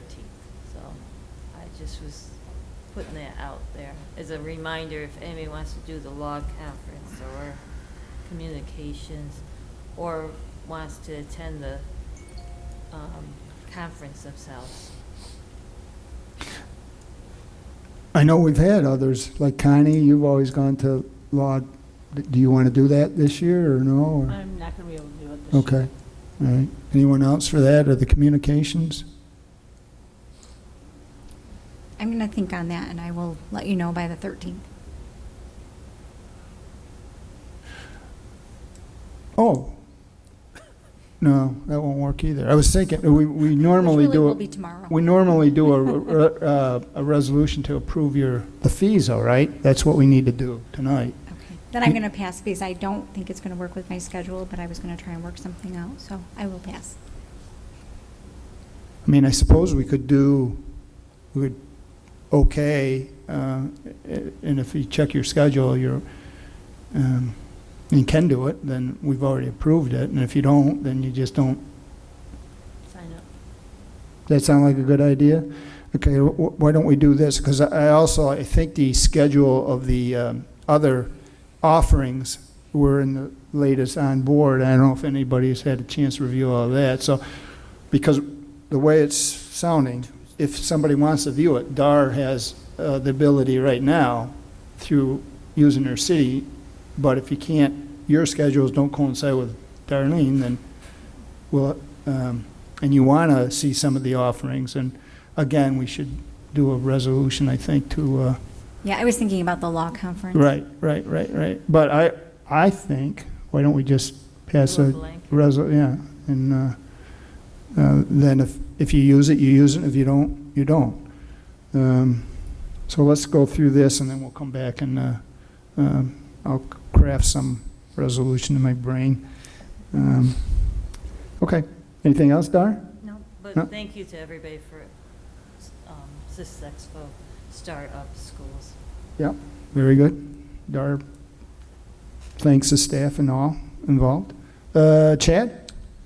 I agree with that. I think Mike did a nice job thanking the staff on our behalf, but I'd also like to echo his thanks that it seems like things are going very well, and I hope that the students that attended today in person had a good day, and the ones that were virtual had a good day, and tomorrow they'll flip-flop, and I hope that everybody has a successful day tomorrow, and hopefully that's a sign of how this year will go. Right, You know, it's different times, but hopefully we make the best of it. right. How was your first day? It was fine. It was different. All right. You know, I think, you know, lots of times education is kind of compared to an airplane, you know, like we're building it as we fly it. I think this is more like taking a trip, you know. You get to the airport and you got to have some screening time and some tests, and then you got to wait at the terminal, and then you get on the plane and you got to wait a little bit. It's going to be a little bit slow going at first, but once the plane takes off, you know, it's pretty quick. You get to your destination. Once you get there, you're off the plane, you get your luggage, you're gone. So I think it'll be a little bit slow at first, but once we get going, I think it'll go quickly. And I think it'll be pretty smooth sailing, maybe a little turbulence here and there. But Good, yeah. Hopefully Disney World is at the end of the trip. there you go. I know Dennis likes that. Postponed 2 trips already, Jim. Oh, So rub it in. Yeah, that's right. Sorry about that. Amy? I don't have anything additional to add other than my thanks as well. Okay. Sue? I just love Chad's analogy of, Yeah. instructions today, but again, thank you for everybody that was involved, staff, transportation, food service, everyone, cleaning, everybody. I'm very impressed with what we have done. Very good. That's it. Okay, good. I had a few things first. Don't know, I think I put this in my agenda recap. Is there a burning desire to do a board self-evaluation this year? And if so, we probably should do it soon. Little consensus, Chad? I think we had, things have been a lot different lately. We've had a lot going on, so I think we could be okay to push that off. Okay, Amy? Might be. I would agree with that. Okay, Sue? Same. Connie? I agree. Okay, Dennis? Whatever the board decides. Yeah, I'm good. All right, okay, so sounds like for this year, we will forego, at least to this point, a board self-evaluation. We didn't want to lose this, but before I mention it, I don't know if anyone saw the piece on Spectrum News concerning former staff member Bill Coughlin and his new enterprise.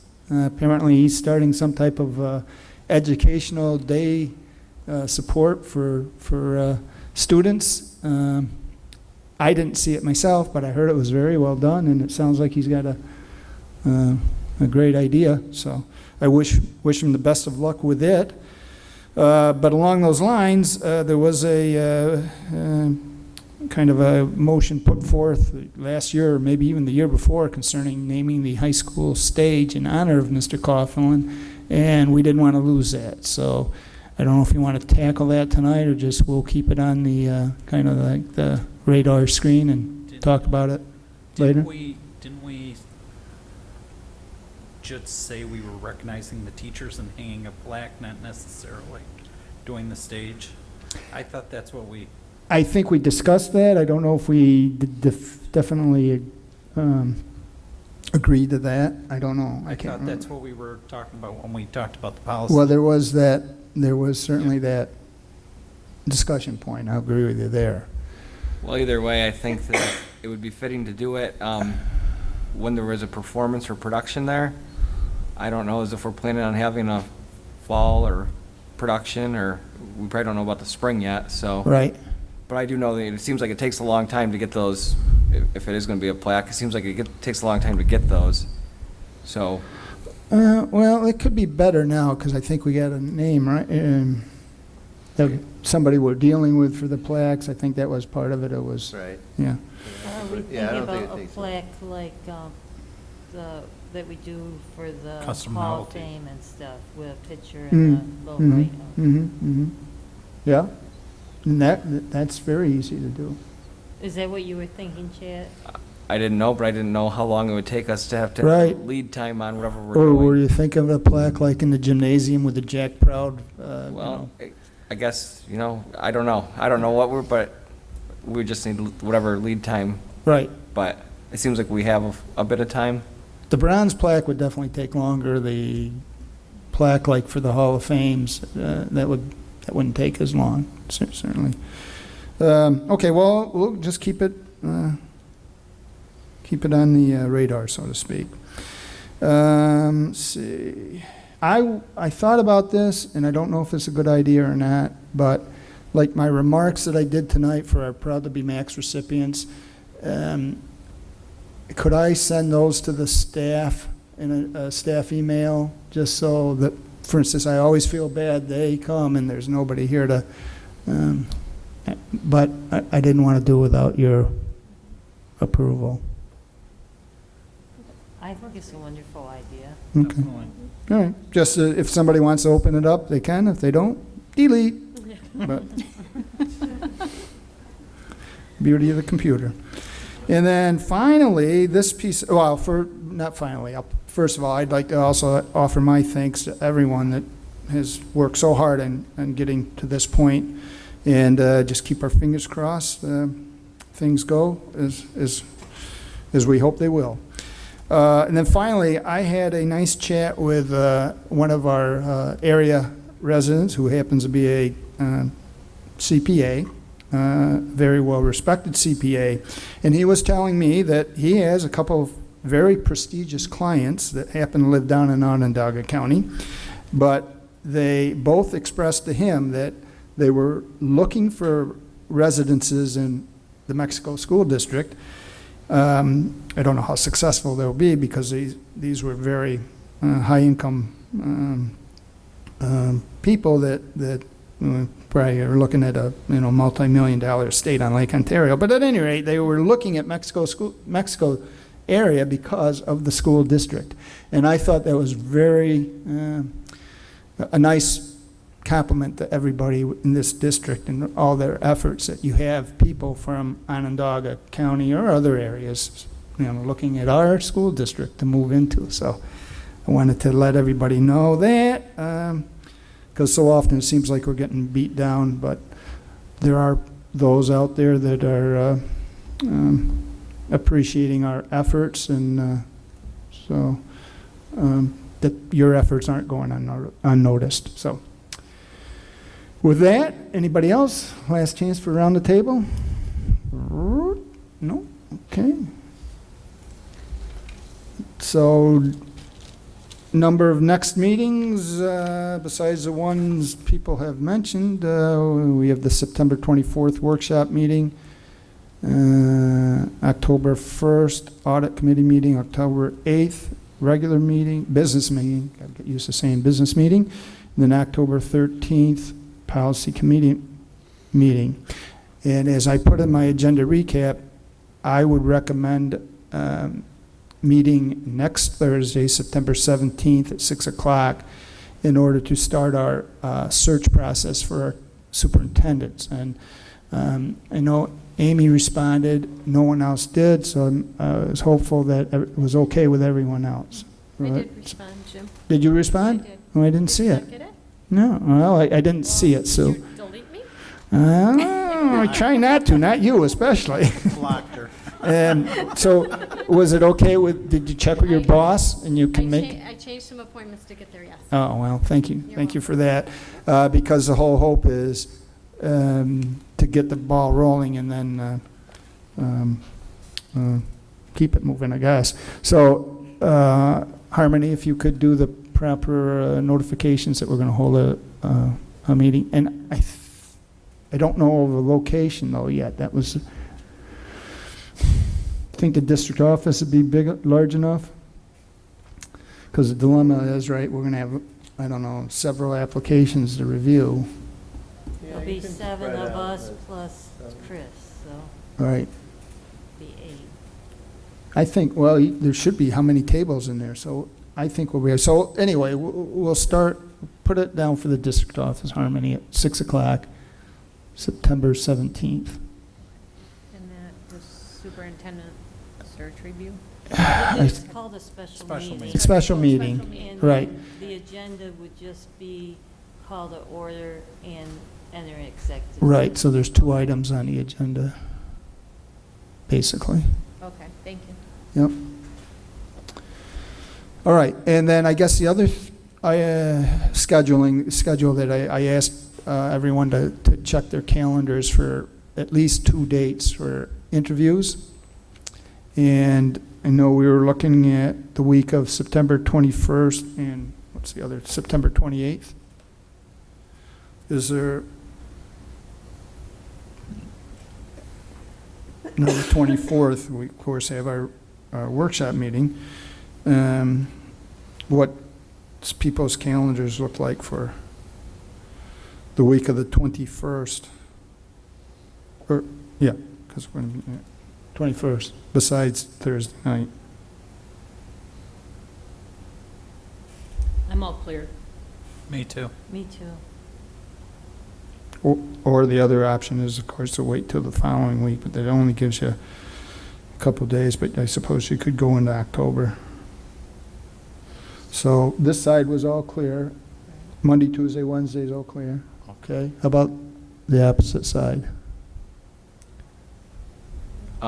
My calendar is, that's a better week for me. My calendar eventually will be dictated by the girls' varsity soccer schedule. Okay. So I don't imagine they'll have any contests that early. They have to have at least 5 or Sure. 7 practices, so that week would be better for me All right. than the week after. So what about you? What nights, Monday, Tuesday, Wednesday, are you? Monday night would be great for me, but Monday night would be best. How's Monday night for everyone? Good. Wait a minute, though. We might need 2, at least 2, because Chris recommended that we should easily be able to do 3 interviews in a night. 4 would be Push. a long night when you figure the length for the interview, a little Discussion in between. right, discussion and so on and so forth. So let's go with the Monday and Tuesday. Monday and Tuesday. How's Monday and Tuesday this side? Good. Good. Okay. Monday and Tuesday. Okay. Good. Excellent. Do you have a tentative time that we would begin? 6.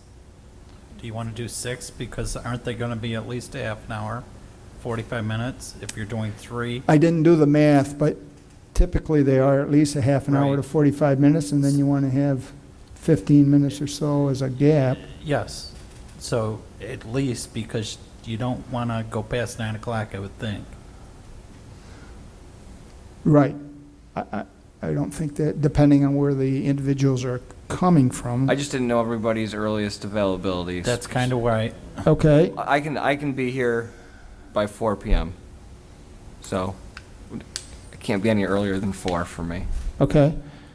And that's, of course, okay with me. This side, okay. 4 o'clock. I know Sue's I'm going to have to look. Sue's pulling out her hair. I can let you know tomorrow, Jim. Okay. I can rearrange, I'm sure, but 4 o'clock, to be honest, 4 o'clock is a little early for me. Okay. If we could do a little bit later, 5? 5 would be much better. How's 5 with everybody? I can be here by then. 5's great. Thank you. Okay. Appreciate that. So we'll plan on 5 both evenings. Of course, are we sure that Chris is available I am Understand. not, it sounded like he would be, but let But me, Chris won't necessarily be Not at for those the two interviews. Right. Okay, meetings. right. okay. All right, It will just be the interviewee and the board. okay, sounds good. Are And we- that's in the district Chris just office wanted those conference? wanted to know the But dates so that he we might have could to figure prepare that out, for where we hold that. people.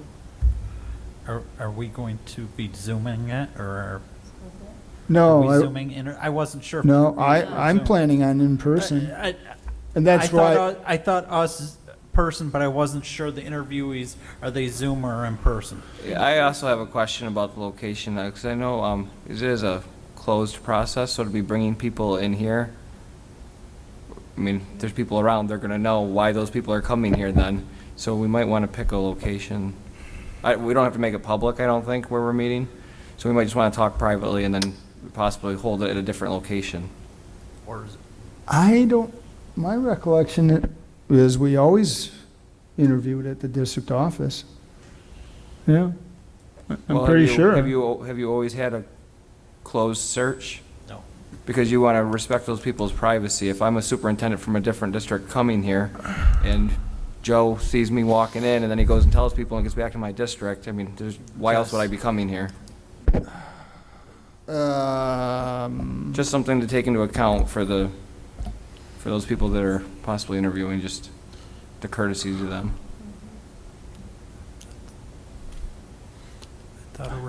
I thought the first rounds were Zoom no. Okay. But we never had them in Zoom. No, we Right, never, we but I never thought did Zoom. our first conversations with Chris, we talked about Zooming for the first round. And, Oh, see, I wasn't here when you had your discussion with Chris, so. right, I- that's I why don't I'm know. saying, I thought with COVID. No, I And thought I he know- said, by the time we got to this Okay. date that we'd probably be okay to meet in person. It makes no difference to me, but I agree with Right. Chad's point with location, and that's kind of why I was saying the Zoom thing, because of the privacy with being a closed session the first round. I have some ideas of where we could go. But we have to advertise the meetings. We have to advertise a meeting, yeah, because we're having a meeting, so, although we can just say special meeting, so that's adequate, I think, but, Well, maybe Chris will be able to offer some guidance as well. I'm sure he's done, okay, but, so Searches. why don't you, well, I was gonna say, he just did it for APW, who did he do it for? well, I don't know if APW's was a closed search or not. and if- Who did Chris just, He did APW. oh, he did, In okay. Oswego, but theirs, I think, was through Zoom. You're right. Well, of course, different times, right. Yeah, right. Well, Chad, why don't you give me your suggestions for meeting locations, and then I can ask Chris tomorrow when I give him this. Okay. You want to put it up now or no? I guess not. How about if I tell you an executive Okay, session? yeah, So all that right, people okay. aren't waiting at Right, that right, place. right, just- right, I got you. I'm with you. You I'm never with know. you. I'm with you. You never know. Meet Well, me you in, know, if they're interviewing my district, I might like to sit in the parking lot just to see who's possible candidate, so. With binoculars.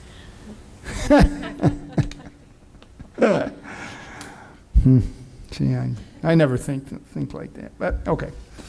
So we got, I could put those dates down. Let's see, that's September 21st and 22nd. Okay. Oh, thanks, everyone, for those. And then 6 o'clock will be, or do you, for the Thursday meeting, is that, you think that if we have, I don't know how, to be honest with you, I don't know how many applicants we have to review, so do you want to meet earlier that night as well? Or 6, okay.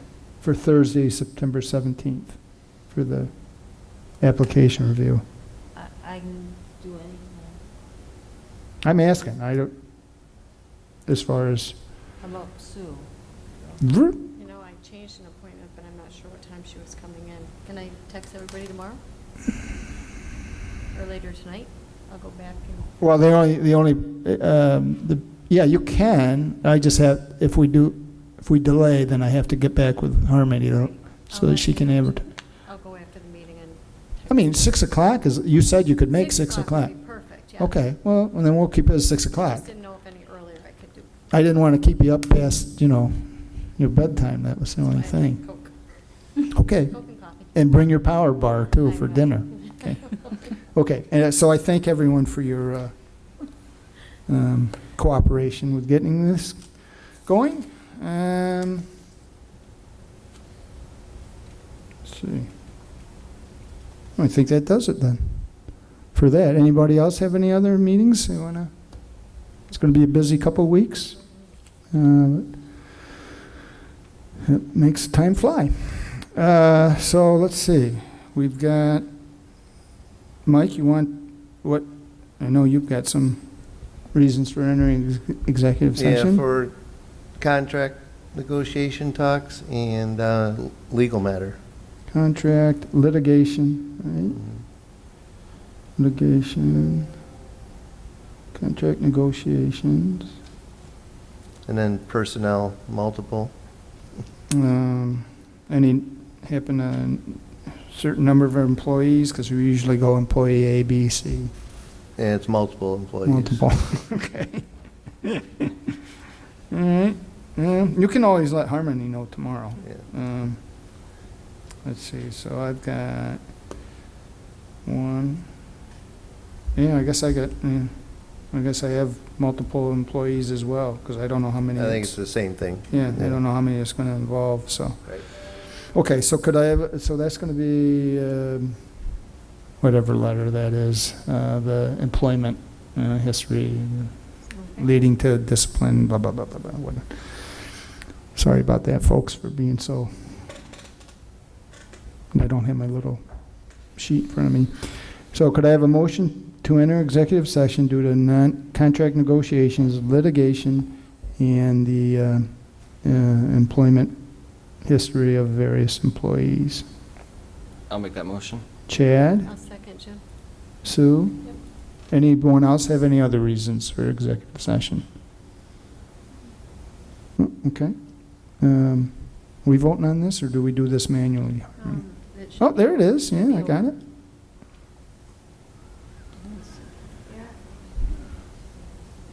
This worked swell tonight. 7 yeas, Jim. Okay, so our executive session was approved 7-0. We'll take a 5-minute intermission and return to executive session at 20 after 8. Thanks everyone for attending, and thanks everyone for viewing.